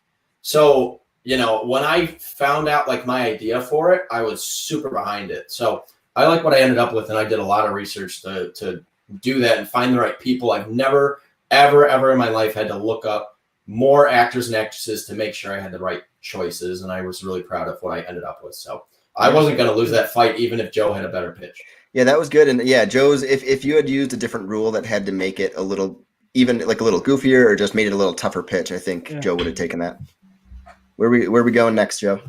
I'm not feeling great about any of these pitches, but I'm gonna go first. I'm gonna go Mermaid Man and the Barnacle Boy, the movie from 2003. Oh, good. Okay. Who's going first, Joe? Oh, I'm first. I thought I said that, but yeah, that's worked for you well so far. So, Mermaid Man and Barnacle Boy, the movie from 2003, has a 29% on Rotten Tomatoes, which I think is fair, but it could be a little higher for a kids' movie. Sean Levy directs this live-action SpongeBob spin-off movie starring Paul Giamatti as Mermaid Man and DJ Qualls as Barnacle Boy. The duo takes to the surface to stop the villainous Man Ray, played by Jesse Bradford, from taking over San Francisco. All right, let's lead us off, Joe. All right, I'm going to start off with my rule. My rule is I'm going to resurrect a director's career, and the director I chose is Andrew Adamson. He directed Shrek 1. He wrote and directed Shrek 2 and Chronicles of Narnia and Prince Caspian and Lion, the Witch, and the Wardrobe. He can do comedy. He can do action. Last movie he directed was like some weird New Zealand movie in 2012, but his last like big time movie he directed was Chronicles of Narnia, Prince Caspian in 2008. My Mermaid Man is going to be played by Zac Efron, and my Barnacle Boy is going to be played by Jack Dylan Grazer, and my Man Ray is going to be played by Idris Elba. So my movie is basically fully live action with CGI elements. It's a spoof parody of current franchises starting a universe before they even have a movie. Things like a fisherman getting covered with toxic sludge and Mermaid Man saying we won't fight him until the fourth movie, and Barnacle Boy being secretive about his life, saying that he won't reveal it until the climax of the sequel. The movie is set in the 1960s and tells the story from Barnacle Boy's perspective. He meets Mermaid Man for the first time, who he idolizes, until he realizes Mermaid Man is a dumb surfer bro that wasn't born with powers, but only has powers because of his suit, which he found. Mermaid Man, who doesn't think of the potential risk, gives Barnacle Boy another suit he found. The two of them fight Man Ray for the first time as he tries to take over the area of the ocean that will become Bikini Bottom. Towards the end of the movie, they go through an underwater portal and meet Paul Giamatti in the DJ Qualls version, who helped them in the big climactic battle. DJ Qualls' Barnacle Boy asks if Paul Giamatti looked like Zac Efron when he was younger, and he says no. Zac Efron is scared he's going to eventually look like Paul Giamatti. And then there is a dirty bubble post-credit scene. And that is the pitch for my Mermaid Man and Barnacle Boy, the movie. All right. Pretty cool. You even included the same post-credit scene as the first one, setting up that universe. That's pretty interesting. Johnny, let's see where you go. Here's my thing. I mean, everyone knows, okay, there's two big issues with the first movie. One, the R rating. Like, Barnacle Boy's heroin usage in the first movie is not something that, you're going into knowing, like, oh, yeah, I'm going to see Mermaid Man and Barnacle Boy. And the other thing this movie's known for, and the reason that it's forgotten, is the lawsuit. Like, they didn't have the rights to these characters. They didn't have the permission of the SpongeBob creators to make this movie, but they decided to do it anyway. It was somewhat of a spoof, but it was way too serious. They went with a dark tone. Like, I want all of that away. None of that's going to be in my movie. I'm surprised Joe didn't mention that. I don't know why you'd ever bring back, like, the creators of this are not going to bring back the original cast when it was literally fucking sued over it. So that's a crazy choice right there. But here's my thing. I like Mermaid Man and Barnacle Boy in the original SpongeBob show because they're old men and they're old retired superheroes. So I don't want to have an origin story of these people. So this is my cast. Oh, my rule, I am resurrecting a director's career. And I'm not resurrecting some shitty director's career like Joe. Some dude who made Shrek that doesn't hold up. I'm resurrecting the career of Donald Petrie, famous for Grumpy Old Men, which is the tone I'm going for here, Miss Congeniality, which is the only watchable Sandra Bullock performance, and the Golden Girls movie, classic movie we talked about last time we did this show. Great director, but he hasn't done anything in a long time, and he is the guy I want for the tone of my movie. I don't need a bunch of shitty pop culture references like Joe's director and Shrek. My Mermaid man, the greatest actor of all time, Bill Murray. Great guy. How fucking dare you? Which statement is being disputed here? My Bill Murray fact or I don't know. What did I say before that? I don't remember. When you say greatest of all time, it can always be disputed. Yeah, that's not true. Allen Iverson, greatest of all time. See, can't dispute that. Barnacle Boy. I was waiting for that. I knew that. Fuck you. My Barnacle Boy. Okay, Mermaid Man, Bill Murray, Barnacle Boy, Jeff Goldblum. Fucking perfect pairing. I love them. I want them to be retired old dudes. And then I'm gonna have the whole what is it? The bad guy club for villains. That's gonna be my big villains. I'm not setting up a universe. I'm not setting up a franchise. This is gonna be a one-off. So I'm throwing them all in there. Evil, EVIL. Yes. My Dirty Bubble. Obviously CGI character, but he's gonna be played by Kurt Russell. My Man Ray is gonna be Arsenio Hall. Obviously famous for Coming to America and a lot of great old performances in movies. My Atomic Flounder is going to be Woody Harrelson. I think he fits that character very well. And my Jumbo Shrimp, he's a jumbo, man. Arnold Schwarzenegger. Iconic voice, jumbo person. Fits my character very well. Now, here's my pitch. 20 years into retirement and 40 years after the last ring of the conch shell, the phone rings once again. I wrote once again because I was a little drunk when I wrote this. Now, the mayor of Bikini Bottom has one last mission for Mermaid Man and Barnacle Boy. Years after being released from lifetime sentences, the bad guy club for villains has reunited and has decided to wreak havoc on the surface. The only people who can stop them are Mermaid Man and Barnacle Boy. The only problem? The former partners and former lovers have not spoken in 20 years, despite living in the same retirement home. Can the two put their past differences aside to reunite and stop the most dangerous group of supervillains of all time? We'll see in my movie. That's my pitch. The only one I've ever ended with a question mark. All right. Very intriguing.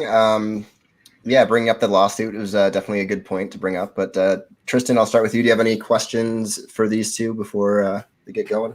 Yeah, I really like both of their pitches. I think they both had different takes from the original, but I think we all love SpongeBob, Merman, and Barnacle Boy, so I think we had a lot of heart in these original characters, so I'm really excited to hear them argue it out and get more detail on their pitch. But I do have one question. Joe mentioned a post-credit scene, and Johnny said he's not going to set anything up, but one of the more memorable parts of the movie is when there's a flashback to Mermaid Man and Barnacle Boy teaming up with the Crimson Chin, and then the Crimson Chin and the two characters fight the Alaskan bullworm. So I was wondering if you guys had any connection to like the Nickelodeon cartoon universe they tried to set up with this movie. Who's first? I'll go with Johnny first on that one since you didn't have any connection at all. Why did you make that choice? I actually do have that in my movie. I want them to fight the Alaskan bullworm in the movie. That's going to be like what's released, and that's going to be like their first thing teaming up, and they're going to have to, despite being angry at each other, figure out how to stop this. And that's going to show for the first time in my movie, oh, shit, they can actually work together. Like, we can work together, and that's how they're going to team up after that to stop the villains.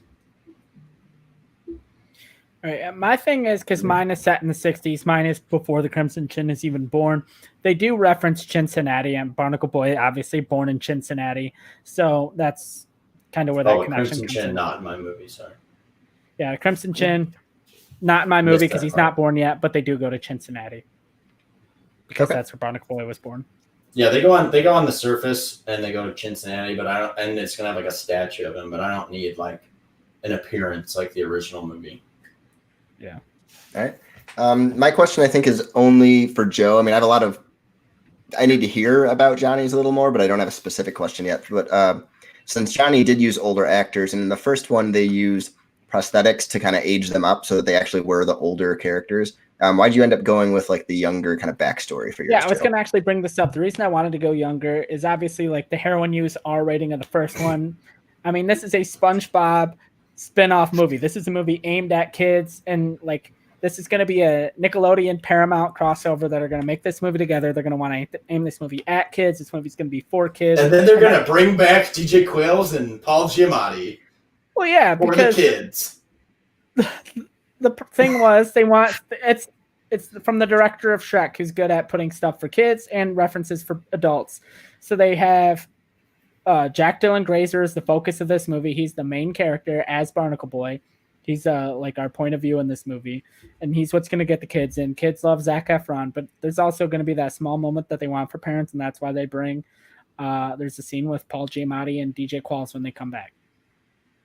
So there's a little bit for everything. Your movie, when it's just Bill Murray and Jeff Goldblum and a bunch of old people, I don't really know if kids are going to be interested in your Mermaid Man and Barnacle Boy. They're good as side characters when they're old in SpongeBob, because you also have SpongeBob and Patrick and Squidward. Dude, but now that they're by themselves, kids do not care about Bill Murray and Jeff Goldblum. That's still not true. Have you seen Grumpy Old Men? Like, that movie is a family movie, and it's amazing. I watched that when I was a kid, and I fucking love it. My friend Grant Bullock, when I was a child, shout out to Grant, if you're ever fucking listening, probably not. He dropped out of high school, but I think he's doing well now. Congrats, man. But his favorite movie when we were kids was Grumpy Old Men. And I was like, what are you talking about? And then we watched it at his house, and I'm like, dude, this movie's hilarious. Just because people are old doesn't mean kids aren't like into it. Like, but our kids today are going to be like, oh, let's go. Are kids today going to be like, let's go see this movie with Bill Murray and Jeff Goldblum? I don't think so. Here's who's going to go see my movie. Bobby, how old are you? I'm now 30. Yeah, 30. Yeah. Now, Bobby and I grew up with SpongeBob. Now, Bobby and I don't have kids yet, but a lot of people my age and Bobby's age, they have kids, okay? You have a 5-6-year-old kid. You go to the movies. I grew up with SpongeBob. Bobby grew up with SpongeBob. We'll still throw SpongeBob on because it's a funny show for us. We're going to bring our family to the show that we grew up with, and then our kids are going to love these characters. I don't need, the 5 and 6-year-olds, the 10-year-olds. Like, it's the parents that are bringing those people to movies, okay? All I need to do is be like, hey, here's a superhero movie, and it's for kids. It's funny. You have a couple fart jokes, and you throw it in the trailer. Every kid's going to line up to see it, all right? You got old people. They're going to fart. All right, farts are funny. Okay, so you have that in there, and I was waiting for this fact is disputed, but that's not disputed because farts are always funny, right? So I think my movie is good for families. It's good for kids. It's good for parents. They're going to bring their kids to it, and it's just going to have another legion of SpongeBob fans. It's going to have another legion of kids loving it and going back and watching the show, and that's what the studio is going to want to do because they were obviously so pissed off at the first movie existing because they just made it without, anyone knowing. And we're just like, here's your characters that we made R-rated, and now Barnacle Boy's doing heroin, and DJ Quails is doing it. Sounds like Johnny has baby fever, says Cole. Yeah, Cole, because you're a little baby, and I have a fever to kick your ass. Yeah, but my thing with my movie is parents, they like the original. They like no, they don't. No one liked the original. Why are you trying to bring back fans of the original? I like movie? the original. Okay, the original is a classic. People our age love SpongeBob. There's a SpongeBob spinoff movie. Let's go watch it. We love Zac Efron. People love Jack Dylan Grazer from Shazam and It. Yeah, exactly. He's already done Shazam. I don't need him to be the sidekick in another superhero movie.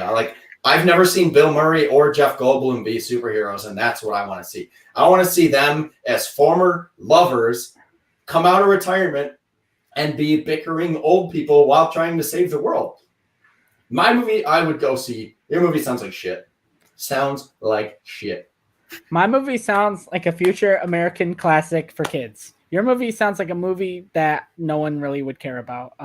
Your movie is a kid's movie that brings back the characters from a movie where one of them's ODing. Like, I don't need to see that. No one's bringing it back. Like, yeah, like you have the old characters like Johnny Depp and them coming back in 21 Jump Street, but that's an R-rated movie. It makes sense. Your movie doesn't make sense. The studio would never allow it. Not getting made. My movie, Nickelodeon makes weird choices. No acknowledgement to that They got movie Dan that Schneider literally running the got kids lost. programming. They make weird Okay. choices over there. Here's my thing, Joe. Oh, God. Okay. Tough subject there. Okay, well, that brings us back to the point. Tristan, why do you have such a racist logo on your chair? We were talking about that the entire time you were gone because all we saw was that fucking logo. All right? Anyway, not talking Also, about Dan Tristan, Schneider. we did Hot Love. Where's the chip? Yeah, what are you doing, man? I was saving it for the end because you guys are just going. Yeah. You know, the real fire's Okay, in the that chat. makes sense. I forgot All all right. about the chip. So, if you guys are done arguing, Tristan is going to eat the chip now, and then we're Okay. going to judge. All right. Eat the God. chip. I'm going to go fill my drink up. Eat the chip. I got to pee. And, wait, fuck. What? Okay, you have it with you? It's right here. I got my chip all ready to shit. go. Okay, I can't leave Yeah. the room then. All right. I'll watch you eat it. And then while you're recovering, drinking your milk, which is gross. No Right. one drink milk. Oh God. We'll go do what we got to do. Hurry up. Eat Just the do chip. it. All right, this Hey, one we're goes to you making good guys time. for Hot Love. Oh, it's black? I thought it would be like red or It's So, nice for being here. anyone that doesn't know, this is like Yeah, I've one got of the box spiciest right here. Yeah. It's the one chip challenge. Shout out. They sponsored our show. They sent us all chip challenges and I good already for them. ate I'll do my mine. live read. One chip challenge, man. Buy the chip. That's the read. Great read. Well done. That's it. Yeah, Big they've got a fans really good. They've got a really good marketing team. Big fans They of do. Hot I Love, so work they for heard them. you were covering Hot Love, and they were like, Tristan, you got to eat that chip live. So let's just get tortured, I guess. Go for Can it. man, I it's eat so this big. chip? And now we've got a Back mukbang. tonight. You did in one bite. Oh God, you did not. He did. Do that. That was an awkward shape to do Psycho. that. All right, now I'm gonna All watch right. his face. Yeah. So while he's boy. recovering here, so I want you to try to tell me whose pitch you like better as you're eating Well, that chip. God, Don't drink the milk. You have a minute. I'm feeling pretty I'm old while I'm gonna eating go- this. Joe's leaving. Well, while Joe's gone, Who's I'm gonna leaving? say I'm his pitch leaving. was bad. So how are you guys doing, audience? We got 1 or 2 viewers, right? Oh yeah. Me. Is that? I need my glass. Jeez. It's definitely not feeling good, but Yeah. I do it off. You have a you know. countdown. You have a countdown for 1 minute fans. here going. Whew. It's gotta be getting there. All right. Well, while they are gone, I can hear Johnny laughing. I in the know. background. Johnny can hear you. So, were you leaning any Fucking kill me. direction? Yeah. I like Joe's cast. I like going young a bit. I think when I was a kid, when I watched these movies, these Why episodes did you of the watch show. this when you were a kid, man? You're a bad Well, I did parent. watch this, but I mean, I love the Mermaid and Barnacle Boy characters in the show. And when I watched it, I always did want to see like, what were they like when they were at their prime? Oh, fucking kill me. Tristan is I'm not gonna. struggling. Yeah, I'm gonna let you give your whole. So I thing, feel but like I'm I like that with Joe you. went younger. I think Zac Efron back to like I know it's not a Disney Channel, but it's still like a thing we watch when you're kids, and I think that would be kind of heartwarming to see Zac Efron go back to that. So at Yeah. first I was leaning towards Johnny, because I do like that he went more traditional with the older characters. But I'm literally crying right now. All right. Well, I'll I'll save probably you. go with Joe on my vote for All right. for this, but Well, I'll see what let you gotta you. I'll let you Tristan, I suffer can't in wait to silence. face you next week because that's a fucking terrible call. All right. Well, Bobby. I'm making the final call here, but I'm I going missed to let everything. Tristan I don't suffer know. in silence. But so I was actually torn because I would have preferred if it was older, I think. But the way Joe pitched the movie and the way Johnny pitched the movie, I think Joe's is a little bit more true to the cartoon in tone and in plot line and like some of the characters. Johnny's with them being lovers and that you're throwing in a couple more things that I don't think should be included. I'm normalizing things for kids, okay? That's an but- important thing. You Well, it's more normalize just gay even love for just children. it's just having a Normalize romance Paul in it. Giamatti Just being a thing. just having a romance Normalize- in general if Normalize it's Paul in this Giamatti movie. telling Barnacle Boy to fuck himself. But The original movie. yeah, no, the original is definitely not the way to go. I just think more of a kids movie. The way you guys did it is definitely the best way to do it. But I think to me, I just liked Joe's pitch a little bit better overall. Ugh. Johnny, yes, Bad take. you were passionate on it. New again, nomination. New nomination. Worst judge decision. No, but Joe, I'm definitely going with from the movie that was sued. It's not getting picked. That's not getting made. The kids aren't going to know that movie, though. That's the whole thing. The studio will know. And look at stuff like Spider-Verse. They don't give a shit. You had stuff like CW brought in like all the old people who played shitty characters on CW before. Shocking decision. I think it could be kind of cool to bring in the old actors. How dare you? Where are we going, Johnny? Let's I don't even fucking know anymore. That was God damn it. I won. Oh God. All right, fuck it. Okay, because I'm gonna save my most complex pitch for the drunkest I'll be on this show. We're gonna go with Beneath the Brush because that's a more cohesive storyline for me to read. Oh wow. Okay. And I'm gonna go first because fuck you, Joe. I never get to go first. Do we have live comments? I heard there were live comments, unless you talked about them while we were Get going. them. I put a couple up there, Fuck but you, there's been a lot of bashing on Johnny in this, I'd say. Right. Yeah, because they're all jealous, man. When you got the best record, people are gonna come at you.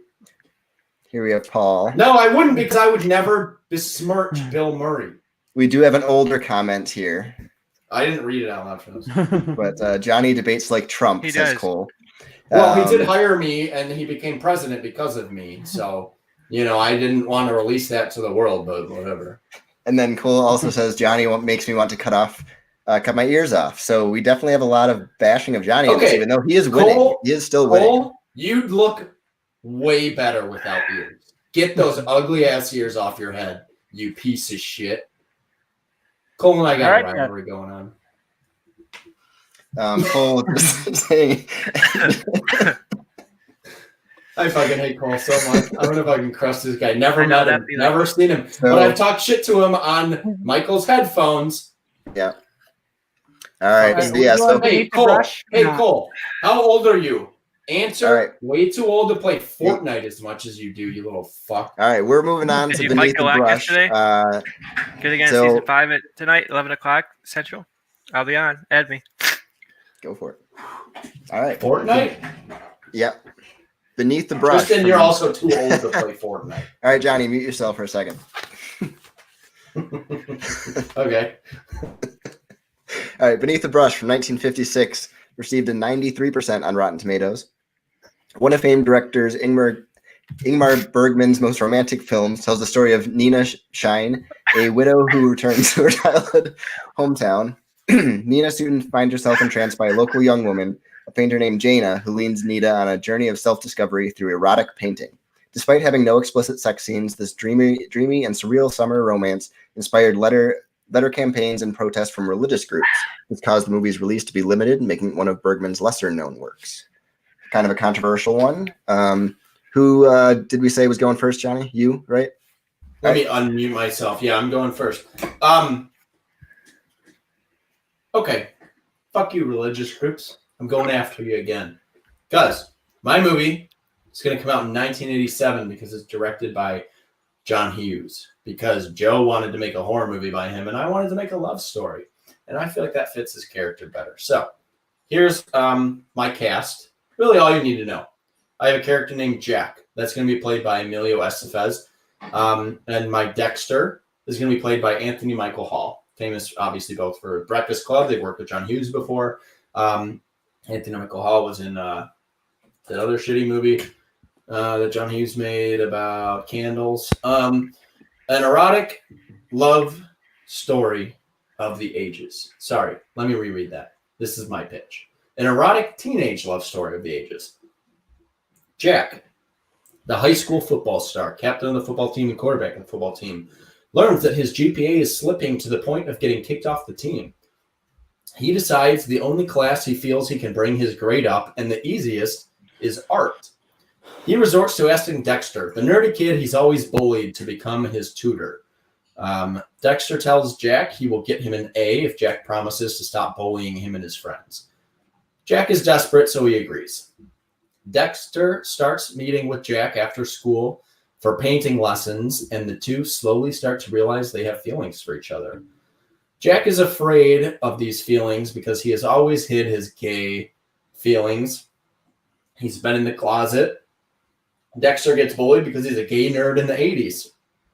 Not something you want to be at that time. So Jack is afraid of all the ridicule he'll receive at school if he starts dating Dexter, but my movie is going to really focus on the secret love of the two, the football star and the nerdy kid that really worked and played well in the 80s. So the two start a secret love affair, but how long can it stay hidden? And that's my second pitch that ends with a question mark. I was really feeling the question marks when I wrote these, apparently. Now, here's my thing. Now, the first movie was so disingenuous. Now, I know it's kind of a classic, but Ingrid Bergman was married at this time when the first one came out, but he was having affairs with basically every woman he met on set. So he was having an affair. He kind of hated women at the time because it was a year after he went through a divorce. So I think the characters in the original don't really hold up. They're not exactly genuine, strong female characters. And I want mine to focus. I changed it up to be two gay lovers because I think it would have fit better in the 80s for these two to kind of do that with. And I like the pairing of like the high school football star that is like the man's man that is secretly gay, and he's so afraid of that because, his dad is against it and everything. So you have the family drama, you have the drama in school, but you also have the funny moments, and you have the John Hughes heart that is monumental to John Hughes movies, unlike the Woodsman was. So that's my pitch. That's what I'm going with. And I think Ingrid Bergman kept the first one safe, and I kind of want to push the envelope a little bit. All right. Even though you tend to like to bash the competitor about previous things in your pitches, it was still good. I like that idea. I think you used the rule well. So, Joe, what do you got? All right. So my director for my movie is going to be Steven Soderbergh. Directed Ocean's 11, directed Aaron Brockovich, I think. And my Nina is going to be... Directed the 27 Club. All right, yeah. How could you not mention that, man? We literally just pitched it. My Nina is going to be played by Julia Roberts. My Jaina is going to be played by Kate Mara. And so here's the plot. Nina Shane, who was adopted at a young age and grew up in Missouri, takes a 23andMe test and finds out she has a biological cousin living in a small town in Iowa. She decides to visit the cousin to learn more about her biological family. The cousin is kind of dumb and doesn't really know anything, but says he will ask his mom if she knows anything. Nina decides to stay in town in the meantime. Nina, an avid painter, stops at a craft store for supplies.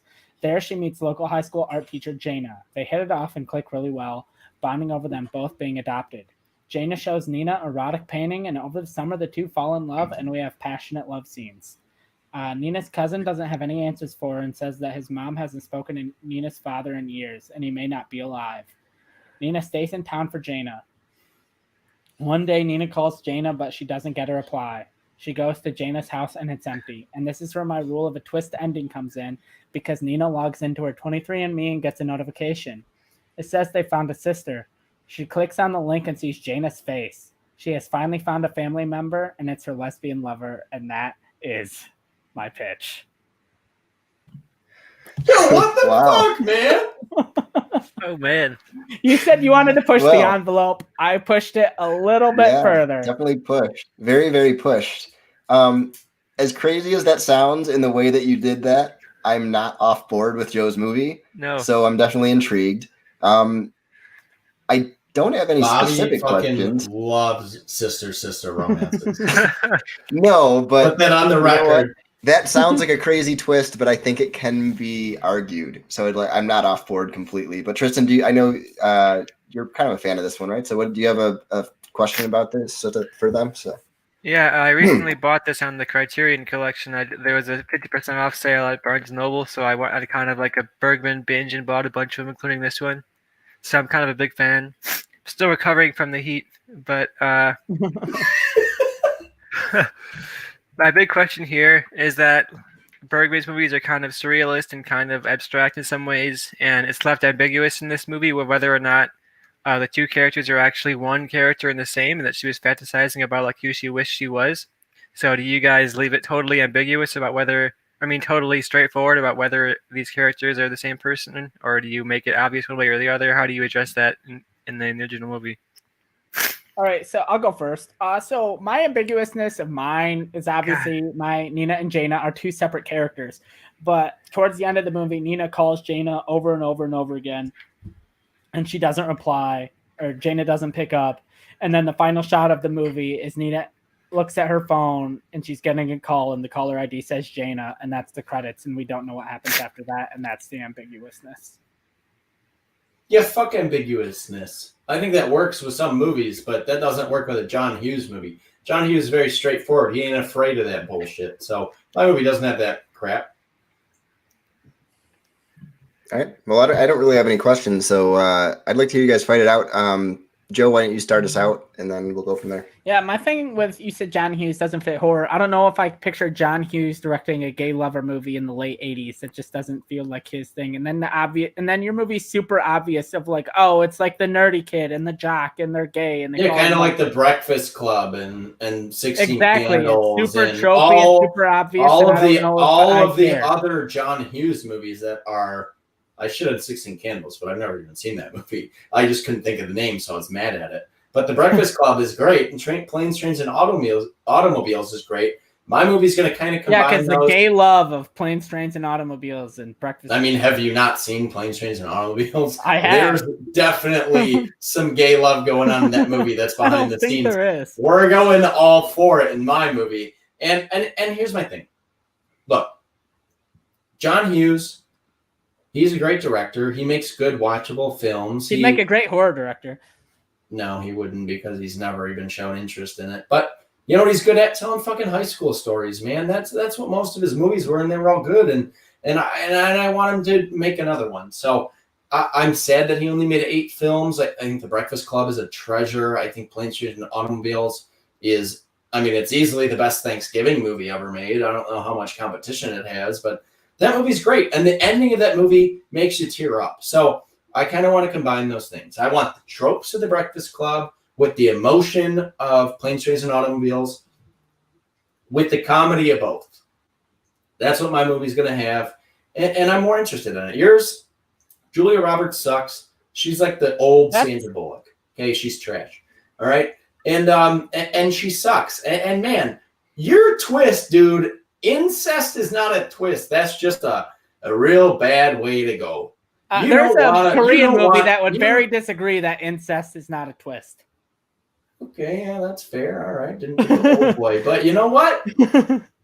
Old Boy's good because that shit has mind control and I did it without mind control. Right, your movie did it, but like, okay, I know we want to be sponsored on this show, Joe, and 23andMe basically just sponsors any podcast that mentions it, but 23andMe is only used to give the government your DNA. So it doesn't matter. 23andMe, no. We don't want that included in a movie. Your movie's not going to hold up. In 5 years, when that company implodes, it doesn't exist anymore, your movie doesn't hold up. I mean, we can use an equivalent. We don't have to call it 23andMe.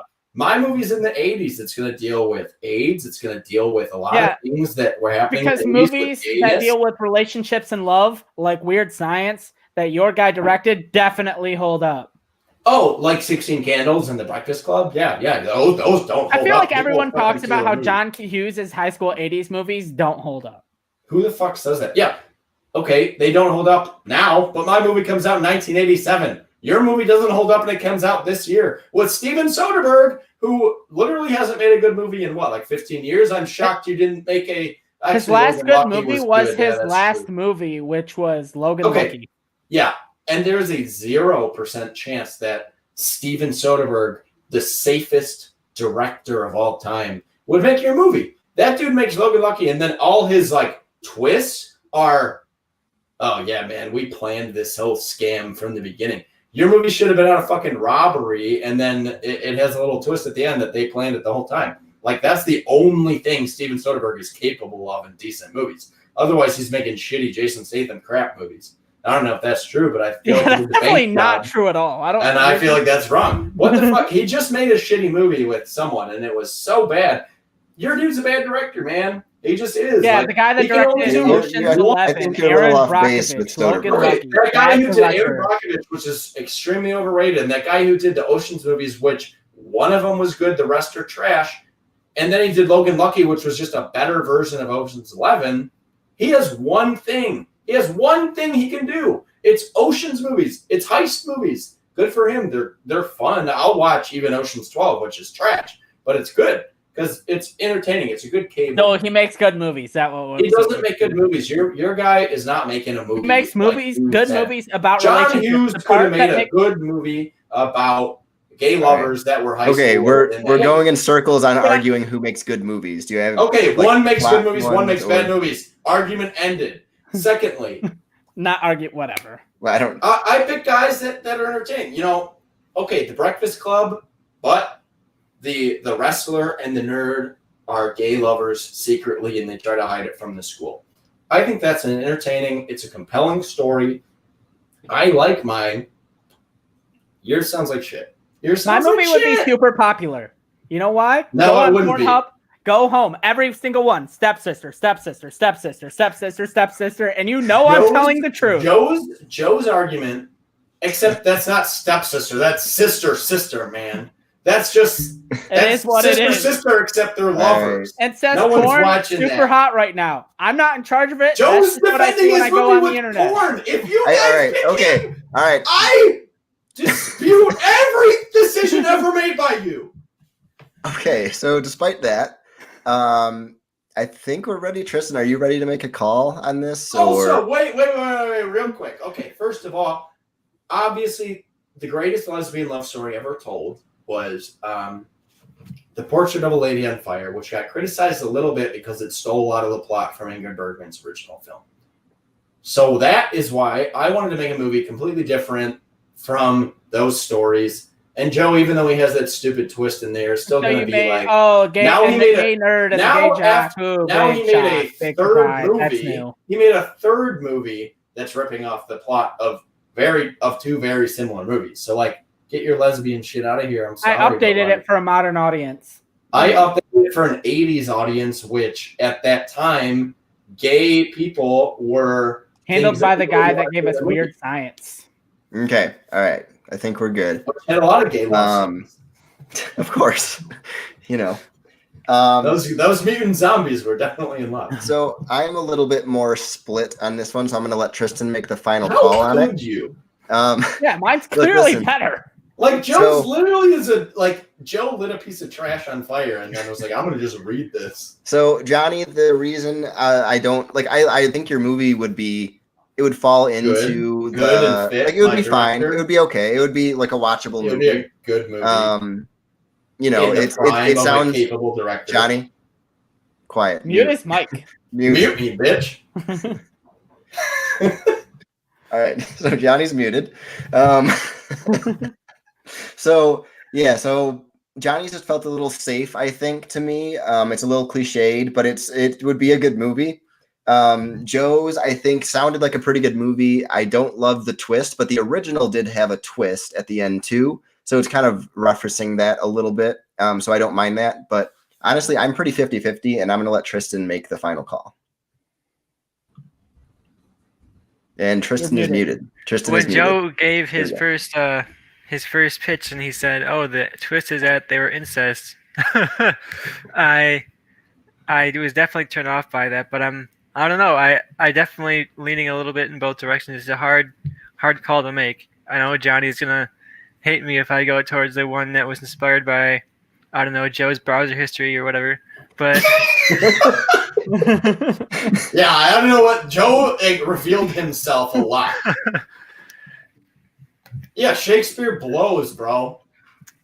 Yeah, we have more Johnny bashing. Fuck you, Cole. I feel like this movie would have been groundbreaking if John Hughes made it in the time that Johnny's predicting that he made it. And I think, but all right. But mine's better, so I will. I know I want to give to Joe just to give points to the porn account, but I'm gonna have to go with Johnny on this one. Yeah. All right. So what that means now is I should have fucking swept this. You guys, god damn it. Joe's okay. This last one's gonna go a little awry probably, but I'm super happy that I won already. And Joe, I'm gonna fucking crush your soul on this next one, man. All right. So I just have to learn how to read because holy shit, I'm a little drunk. And this thing's like a page long, so I'm gonna shorten it. I don't know how you have that long of a pitch for this movie, but we'll see. You'd be I think surprised. It's like my Because I have one rule left, and it was a very hard rule for me. Oh, yeah. And I see. didn't go with fucking incest. Spoiler alert. All right. So who It is is a going good twist. first, Joe? You got to defend this to maybe not I'll have go a first. I repeater want rule Johnny here. to be his peak drunkest when he reads. Okay. I'll chug my fucking drink. Sounds good. All right. The Last Commandment from 1989 has a 46% on Rotten Tomatoes.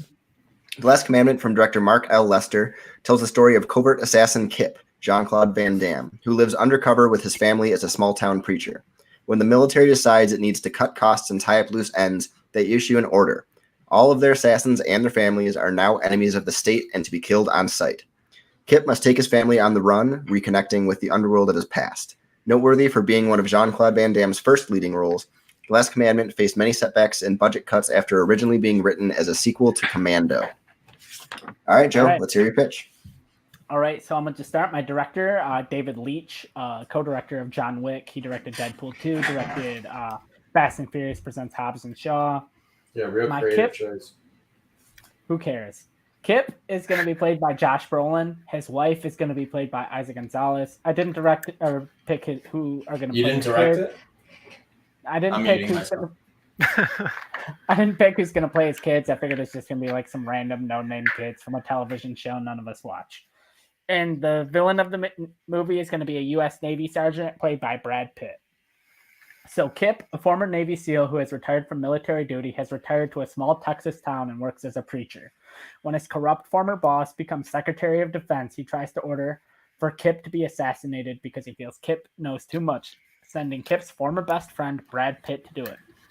Kip must try to remember his old life to protect his wife and kids. However, he is severely unarmed and unprepared, so he has to see an old friend, and this is where my rule comes in because his friend is Yuri Orlov, Nicolas Cage's arms dealer character from Lord of War. Kip buys enough guns and ammo to arm a small militia. The movie becomes a game of cat and mouse between Brad Pitt's character and Josh Brolin's character. There's a showdown where Josh Brolin kills Brad Pitt, because throughout the movie, Josh Brolin has to protect his family from Brad Pitt while also going after him. The movie ends with Kip exposing his former boss's corruption and him being arrested. And that No, it ends with him exposing himself to his brother. That would be a Joe fun loves twist would be for incest. this one. All right, Johnny, what do we got? Sorry, I had to cough and muted myself. All right. What I say about every good action movie, this should be a Korean film. So my movie is a Korean film. The best country at making movies, South Korea. Come at me, America. All right. My director, Byung-gil Jung. He did The Villainess, which is a really good movie, and Confession of a Murder, which no one has seen but me because I'm obsessed with Korean movies and I've seen a lot of them. But basically that movie is about a serial killer who writes a book after his statute of limitations comes out. And it has a lot of twists and turns, and that's why my director is good at twists, because he has directed 2 great movies with twists. So, my lead character, I'm changing from Kip to Kim. He is going to be played by Lee Byung-hyun from I Saw the Devil, and he was the bad in The Good, the Bad, the Weird. Great movie. Fucking recommend it. Anyone who is capable of reading subtitle films, probably not Cole, because his brain is the size of an almond. Jun Sun is one of my characters. That's going to be played by Ma Dong-seok, who was in Train to Busan and The Outlaws. He's one of Joe's favorite Korean actors, and he's a really great guy. Just a fucking good actor.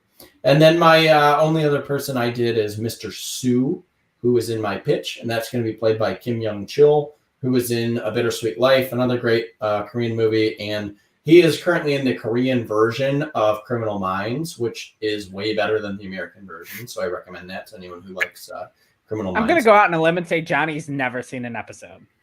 I've seen the whole show, so fuck you, Joe. Okay. What actor from Princess Bride is in Criminal Minds? I've never seen I meant the of the American Korean version. I meant Johnny's never seen the Korean version. I thought you meant that he couldn't compare it because he's never seen the American version. No, I don't give a shit about the American version. It's trash. And it's Except Mandy shout out. Patinkin, bruh. Yeah. Okay, cool. Good for her. She should be in Korean. Wow. Way better. Kill my father, prepare to die. Yeah. Oh, that's a guy. Okay. Okay, fuck you guys. I'm sorry. All right. I'll stop interrupting your pitch. I'm gonna just read my page-long pitch. Sorry, guys, but I'll be passionate. The movie begins with a family man named Kim. He is happily married with a young child who just started attending elementary school. Kim and his wife live a normal life, but the family does not know of Kim's dangerous past. Got to prepare myself. He was an assassin who worked for the Korean government, but was discharged after the program was disbanded. So the program was disbanded. Kim is still haunted by his past and often awakes in cold sweat after having flashbacks of his past actions. One night, Kim wakes up in the middle of the night. He feels something cold and wet beneath him in his bed. He turns over in horror as he sees his wife and child dead and bleeding in the bed next to him. He's in complete shock. He calls the police, but ends up being arrested as the police believe there was no forced entry into the house, and the only person who could have committed these crimes is Kim. Kim is sent to prison, where he meets his cellmate, Jung-san. This man seems familiar to Kim. After questioning the new cellmate about his past, it is revealed they both worked for the same organization, and Jung-san believes he was also framed, and it must be a plot to get their former assassins off the street. Kim feels there is only one man who can be behind this because he is the only person who knew everyone in the program. His old boss, Mr. Soo, the guy from the Korean Criminal Minds, which I've seen every episode of. Kim plans an escape from prison, which is successful. He goes on a hunt for Mr. Soo, finding old colleagues and anyone who has information. Kim finally finds out where his old boss lives, a large facility heavily protected and secured. The guards of a large facility are no match for the former assassin. He sneaks in and kills anyone in his way on his quest for vengeance. Kim soon finds Mr. Soo, who is shocked to see him and seems even scared. Kim pins down Soo, and before killing him, asks, "How could you do this to my family?" Mr. Soo seems blindsided. "You don't remember, do you? You took everything from me. I let you become a monster, a killing machine. My entire organization was disbanded because you lost control, killing women and children. You had targets that you were supposed to, and you were not supposed to touch anyone else," says Mr. Soo. Kim is shocked and in disbelief. He says there is no manipulation and no games that will work on him. Mr. Soo says, I haven't reread this, so I'm just going to hope that this tells my story. Mr. Soo says, "Just let me live a little longer and I will show you." Kim agrees and is given old files. The files read that the program was shut down for the killings of innocent victims. Kim has a flashback of shooting a crying baby with no hesitation in front of a pleading mother before turning the gun to her. "What did you put in my head?" pled Kim. "I have not placed anything in your head. We trained our employees to bury tough thoughts deep away in their minds so they do not feel any guilt." Kim is horrified. He closes his eyes and has a flashback. Jung-sung was never seen by anyone else, and it's revealed that he never existed to anyone besides Kim. He is standing over his bed with his wife and child in the next scene. He's holding a knife. He looks at his family with detest before murdering both of them. He lays down in the bed and goes to sleep. So my twist of my movie is that Kim is the murderer and he killed his own family after seeking vengeance throughout the film. That's my twist. It's way better than incest. So fuck you, Joe. Okay. Wasn't expecting that long of a pitch for that one, but pretty intriguing. I don't know. I'm not surprised Johnny went Korean. I'll say that much. Yeah, that's the do least tend to shocking go twist Korean. of all. Yeah. The least shocking twist, I went Korean. Shout out to Tristan, do you have any questions for him? Really interesting pitches here. I'm sure Johnny obviously was going to go Korean with this and make it like a very Johnny pitch, I will say. But just like the original Commando, this was sort of like a almost sequel. So there's a few leftover like good one-liners and stuff like that. You know, Commando had great one-liners. So I wanted to see each of you, if you guys had one or two great one-liners in your movies, you can give them to us. Start with Joe on this. Oh, yeah, that's super easy. So Kip, my Josh Brolin guy, says, He drops the title of the movie when he kills Brad Pitt. He says, "This is the last commandment," and kills him. I like it. I like that. Good line. Johnny, I know yours is Because Korean. mine's but a do you have any- preacher. I don't know if you remember that from my movie. Mine's a preacher. So Yeah, Johnny. With it being the last commandment, other than your one-liner, how does that kind of tie into your pitch? I don't remember if yours is a preacher or not, honestly. Wait, sorry. Tell me that again. First, you can give if you have a one-liner that you can translate to English from yours. Okay, here's my one-liner. Because while this is an American song, it is popular in other countries. I'm sure it is. Being a number one hit in Korea for years. So Kim murders one of the guards with a hanger and says, "Hanging in the moment." That's a Lifehouse my song. Lifehouse. Oh, my Lifehouse. So that's Yeah. my one-liner. A great Lifehouse reference. That's what the Koreans Yeah, will connect to. It's just That's you and what me people- hanging by a moment. Just you and me. And All right. hanging by a moment. Yep. Hanging by a moment I here know. with you.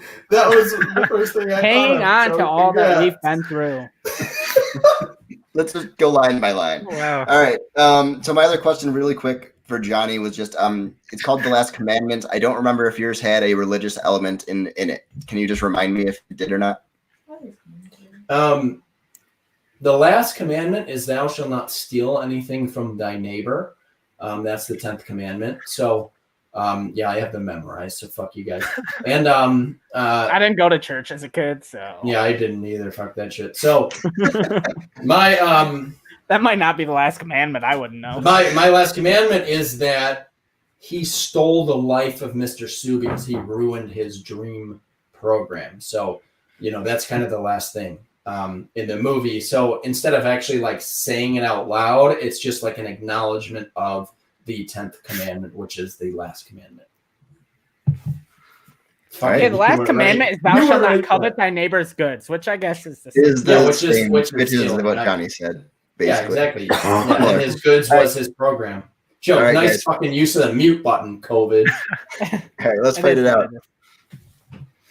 Yeah, Wait, my does Kristen thing- have a question, or did he already ask it? Mine was Oh the yeah, one it's a liner. one-liner thing. Hanging by a moment, baby. Great line. Yeah, okay. Yeah, my thing against Johnny's is that it has nothing, like I brought this up before, but it has nothing to do with the original, really. Like, there's a spy organization, but outside of that, like, that's kind of it. That's totally not true, because what he believes from what turns out to be the fake assassin cellmate is that there is an order out to imprison all of the former assassins. So while it ends up being a twist and that actually doesn't exist, I knocked over my microphone talking with my hands, but while it doesn't actually exist, he believes that there is a some type of order or code to get rid of all of the people from his program. So it is very similar to the original in that, because he believes that's what's happening, and that's why he seeks his vengeance upon the people that he thinks created that, and that's why his family is dead. But then it's obviously revealed that, he killed his family, and that doesn't actually exist. So it does, have ties to the original, but is a way cooler version than JCVD's version and your version, which sucks. My version has Josh Scary Brolin, as who hell. everyone loves, and Brad Pitt, who everyone also loves. This fact is disputed. I don't think that's disputed. I mean, your movie is fine, but like, I'm not gonna see it. I mean, You're telling me you're not going to see Thanos versus Lieutenant Aldo Rain? I'd watch that. I don't know. Your movie sounds like shit. Always. So does yours. every Yours movie time. sounds like hot garbage. Except You there's got a no. TV actor from other country's television. He's show not as a your he's not a guy. TV actor. He's in a lot of movies, but that's probably his most famous role because that show is on now. But I mean, he's fucking awesome in A Bittersweet Life, which you've never Yeah, seen. because It's Brad around your Pitt and fucking Josh culture. Brolin are not awesome in things. Yeah, they're great. They're gonna go do a fucking John Wick movie. Yeah, no, they're not. They're not gonna agree to this movie. They're not doing your shit. Brad I've Pitt did a seen Brad- cameo in Deadpool 2 for David Leitch, and then Josh Brolin Yeah, he also. did a little cameo. Cool. He was invisible the whole movie, but like, I don't know. Your movie, I'm not into it. I want Keanu Reeves to be in there for your movie. I think that'd be better if Keanu Reeves was in it, and it's not. So He's already John Wick. We don't need him in more assassin movies. here's my pitch. I mean, all American action movies suck. except Because John Wick. Mine's directed by the co-director of John Wick. why was John Wick 3 so good? You know why? Because it had the Korean actor, or actually, sorry, they had Indonesian actors, but people from the raid nonetheless. And foreign action films are so much better, man. They're just so much better. There's no holds barred. They don't have to, factor in all the shit from your American movies, and they're just more fun and more entertaining. They're better for twists. I want to see a movie with a good twist and good action, and that's what like Confessions of a Murder had, which none of you have probably seen, but it's a really good movie. I'd rather watch Confessions of a Murder than John Wick, even though John Wick's fine. Like, I like that movie. It's pretty good, except for I think it suffers from the same problem, especially by the third one. I think it suffers, and I think your movie will suffer because you picked old dudes. The problem with those movies is that everything is so slowed down to make Keanu Reeves look cool and badass. And really, you're like, dude, this dude is moving so much faster than him. That's my biggest problem with those movies. And I think that your movie will suffer from the same thing because Brad Pitt and Josh Brolin aren't like action stars. Like, I picked dudes that actually have been in action movies. They've been in spy movies. They've been assassins in movies before. They can do action well. And I picked a director that can do that well. And I know you picked a director that can do action movies, but everything is so slowed down in his movies. And like, it's not like Deadpool had great action. Like, that's known for its comedy. Like, that's fine. But like, I don't know. I'm not going to go see Brad Pitt slowly hip toss people the whole movie. Like, that sounds lame and boring, and I'm not into it. My thing is, mine has Josh Brolin. Martial arts. Mine has Josh Brolin and Brad Pitt, guys that can do good drama, good actors. Because I feel like otherwise, if you don't have those good moments in between the actions, then your movie is basically just a stunt show. And I wanted to like my movie, which has a family dying and someone seeking vengeance for his super traumatic experience that has no drama. Yeah, my movie has fucking trauma, bro. You brought up Old Boy earlier. Old Boy is a Korean movie. Yeah, you don't know my actors because you're an idiot. But like, because your guy is right? Your guy's basically on a CBS show, but the Korean version. He's not the one doing the action. He is like the leader of the group who's just. No, he's your drama guy. Your CBS show is your drama guy. I don't know what you think is in Korea, but first of all, CSI or CBS Criminal Minds or whatever. Your Korean equivalent for Criminal Minds. I know you don't understand. Good acting is coming I know from. You don't understand how IMDb works. Like, that's been a problem with Joe and I for a long time. He doesn't know how to look up actors, but like, all you have to do is look him up. I mean, Kim Young Chol is in a million movies. See, A Bittersweet Life is incredible. It's an incredible movie, and he is one of the stars of that movie with my lead actor. So they already have chemistry together. You're going to bring that same chemistry out. So I've seen this before. Except it's way different. It's just two actors that have been in the same movie. Like, so fuck you. That's totally different. Josh Brolin, like, cool. He can kind of do action, but Josh Brolin literally cannot do action because the only action movies he's been in, he was CGI like Thanos, completely in, CGI form, or he was in No Country for Old Men, and the one action scene in that movie that he should have been in was cut out completely, and it's just cuts to, yeah, he's dead now. Like, I've never seen Josh Brolin be badass in a movie. Like Deadpool 2, yeah, he's Cable, but like he's shooting. Oh yeah, he's just Cable is all, He's just Cable. Yeah, he's just Cable. I mean, he just wants to do superhero movies. He's not going to do your movie because it's not superheroes, and there's no incest. So you probably don't even like your movie because you only like incest movies. So my I feel like we're just gonna go back and forth yelling about. Yeah, I don't know what the fuck. I'm just saying. I was waiting for another valid argument. I mean, my what argument do you want me to hear? What do you want to hear, Bobby? What do you need to hear? I don't need to hear if you guys have any final points. I mean, I'm not saying he's lying. I'm not saying, but it's just like movies that I'm gonna assume the other three of us aren't familiar with. He could be like, "Oh, this guy won like a Korean Oscar," and we'd all be like, "I don't know, sure, maybe, whatever." Yeah, well, you guys should fucking expand your goddamn experiences and watch some good movies. Like, Joe, every time there's any action movie, it's just like, oh, let's just pick the guy who did John Wick. And he didn't even pick the right one because he didn't even pick the good John Wick director. He picked the other guy. So, like, fuck your movie. Your movie's trash. Your movie's trash. My movie is great. It's Korean. I don't think it's great. Good. I mean, it's Korean, so it's good. And it has a twist. It's like, basically, I made Old Boy, and Joe was like, what if I made a pile of shit? What if you made the worst Korean movie ever? All right. Maybe that's what you I think we're good. The worst Korean movie ever is better than all American movies. I don't think that's accurate. Hold on. This fact is Okay. All right. Now, I think for this one, they both sound good, except they both just sound okay to me.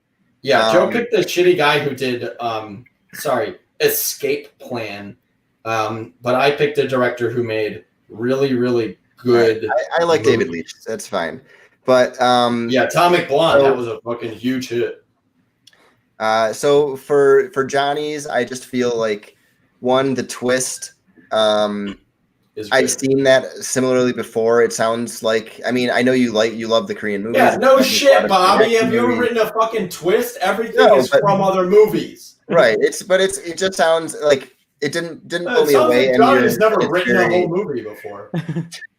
No shit. It sounds like a very predictable pitch for you. It's not predictable. But it sounds all right. Joe's, again, we tend to pick David Leitch a lot for a lot of these movies. So, but I really do like the casting of Josh Brolin and Brad Pitt. So just for that, I think I'd be leaning towards Joe. But Tristan, I'll let you make the call on this one. Bro, I knew what The Last Commandment was. I'm kind of split. I mean, I think that Joe does take in that like original idea of like the preacher who's in like the title of The Last Commandment. Oh yeah, that was my other thing on Johnny's I wrote down. Sorry. Yeah, that was the other thing that you kind of took out the whole point of the title to me. I didn't love that justification. Except for the justification I gave it. Your justification was pretty weak. I didn't love. Joe doesn't even know what The Last Commandment means, and the first movie didn't have shit to do with the commandments. It was just a bad title. So fuck you. He was a preacher. Yeah. He was a preacher. All right. My guy was a preacher.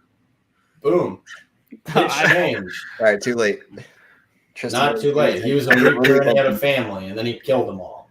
Johnny sounds like it would be a good movie, but I just don't know if I would see it. I think Joe's just fits a little bit more with the premise. I would love to see Brad Pitt and Josh Brolin play this kind of role, like retired action heroes, which I think would fit them pretty well. So yeah, sounds so fun. Begrudgingly, with a close call, going to give this last point to Joe. Congrats, Joe. You lost. I don't give a shit. No repeater rule. No extra shit. It don't matter. 4-3. I'll take it. Joe, I was tempted to give him the repeater rule. You lost. Yeah, no, that was close, but yeah. Well, good luck, Tristan. You're facing this buzzsaw next week. So. Yeah, I can't wait to have him finally lose. Crush Tristan's goddamn soul. Yeah, we have had lots of live chats and comments from Cole. Hey, fuck you, Cole. It's hard to get through them all. So, like, he's posted, I won't post his actual criticism of Johnny. It's hard when there are pages of them. So it's kind of hard to find them. Yeah, Cole, learn how to fucking make a comment, bro. You can't even do that. The simplest task. But make sure you come by next week and help me roast Johnny. But then he also said that I would be the star in all of his movie pitches, which is actually probably a terrible decision because I am not. He would lose so fast. I'll take it. Dude, this motherfucker Bobby can't act. Yeah. I'll give it a shot, but I would be terrible. So yeah, no, I think this was a really fun episode to me. But I was debating on learning Korean just for my last pitch. If I had done that, would that have changed your mind? If you gave a one-liner that made sense. My one-liner was so good. If you gave it in Korean, hanging by a moment. In Korean. I said in Korean. That's where I was going with that. If you were able to give us a one-liner in Korean, that would. If I didn't have to improvise hanging by a moment, I would have learned it in Korean. You should have wrote ahead. The movie has one-liners. You should have been like, "Well, I need to have one-liners in this pitch." Here's my acting, apparently. Cole, get on this show or shut your fucking mouth. Yeah, well, I've been trying to get you on. I've been trying to face him, and this little bitch won't come on. It'd be fun to get some new people on here, but yeah, Cole's probably never even seen any of these movies because he's a little bitch. So check out Hot Love. Yeah, just to get to the to wrap this up a little bit, my favorite pitch I think of the entire night was Johnny's 27 Club. I think that was really well thought out. Yeah, I spent a lot of time on that. Yeah, that was really, really good. I liked Joe's Heart of England a lot. I think that fit in his Nolan pitch a little better than Johnny's. So that's kind of where I was thinking on those ones. But Tristan, what were your favorite pitches? Yeah, I really liked Johnny's 27 Club. I think you brought that really in like the core heart of what that movie can go for, and just did like the best possible version of that premise. I feel like. Dude, I want that movie to be made. Let's all make that movie. Yeah, let's do it. Yeah, Kickstarter. Yeah, 27. Yeah, with our 18 viewers from last episode, we'll get a good Kickstarter. I appreciate that Joe used some rules very creatively, though. I think it's good to put John Hughes in a horror movie and try that out and stuff like that. And I think I do give points in my head for creative rule usage. So I want to give him a shout out on some of those. I think that John Hughes and the Woodsman was a good choice. That was a terrible I know how to take a lot of risks for this episode to go against Johnny. I thought 27 Club had a really interesting controversial take with Joe, so he tried. I feel like a little bit of tweaking, and he would have had a great one with that. Yeah. Good episode though. I had a lot of really interesting pitches. All right, Johnny, if you can do it, what was your favorite pitch of Joe's? If you can be I have no complimentary. favorite pitch of Joe. I can't compliment him. All his pitches sucked. I should have swept him. Like, okay, I can't believe that he won any of these. Honestly, like that's my thing. When you guys act me favorite and I'm not the judge, don't know. They all sucked. All right, Joe. But my favorite pitch was my 27 Club pitch and my Hot Love pitch.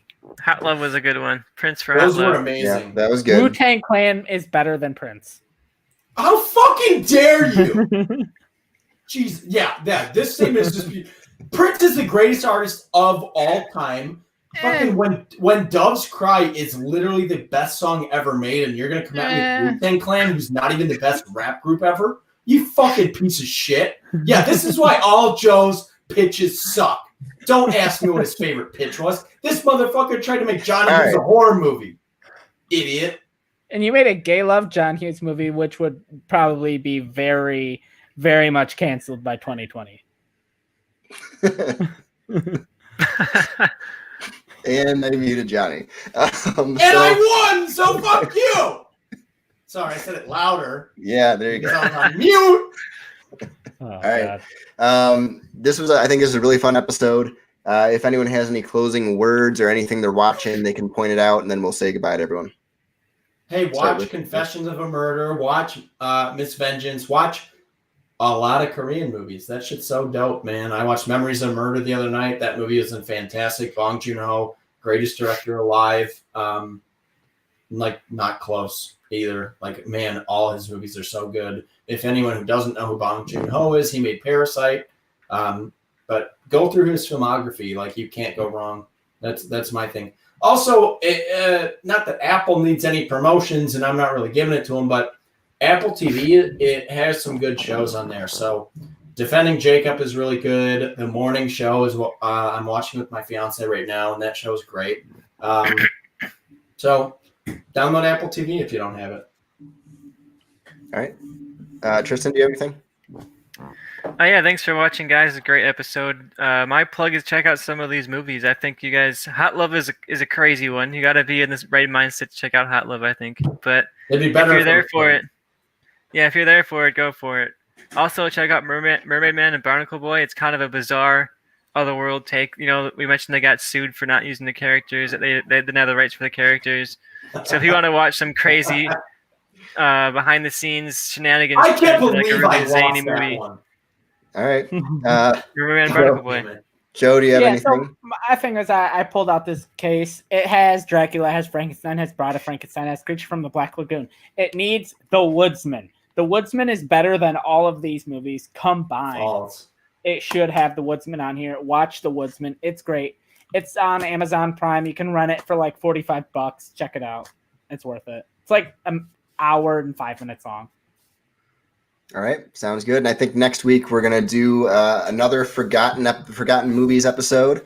I think we're having Johnny face Tristan this time, so I think that'll be fun. I don't think you guys have gone against each other before. This will be the first time, and Okay, so every time I'm judge, I feel like I really like Tristan's pitches. But I'm gonna shit all over you next week, Tristan. Get fucking ready for it. All right, Well, we're looking I forward. might. I'm not gonna say I will, but I might be able to say a favorite pitch next week if Tristan has a decent one, which Joe didn't today. Not even one. Okay. I'm really excited to take Johnny down. He's gotten so confident in all these wins in a row, and now it's I've time to never make him lost. lose. I'm gonna get a repeater rule. I'm calling it now. I lost Ooh, one. bold, I bold lost. statement. I lost one show, and it was because it was the first episode, and Bobby made 3 decisions before we could argue our points. Yeah, But once 10 movies to 2 hours.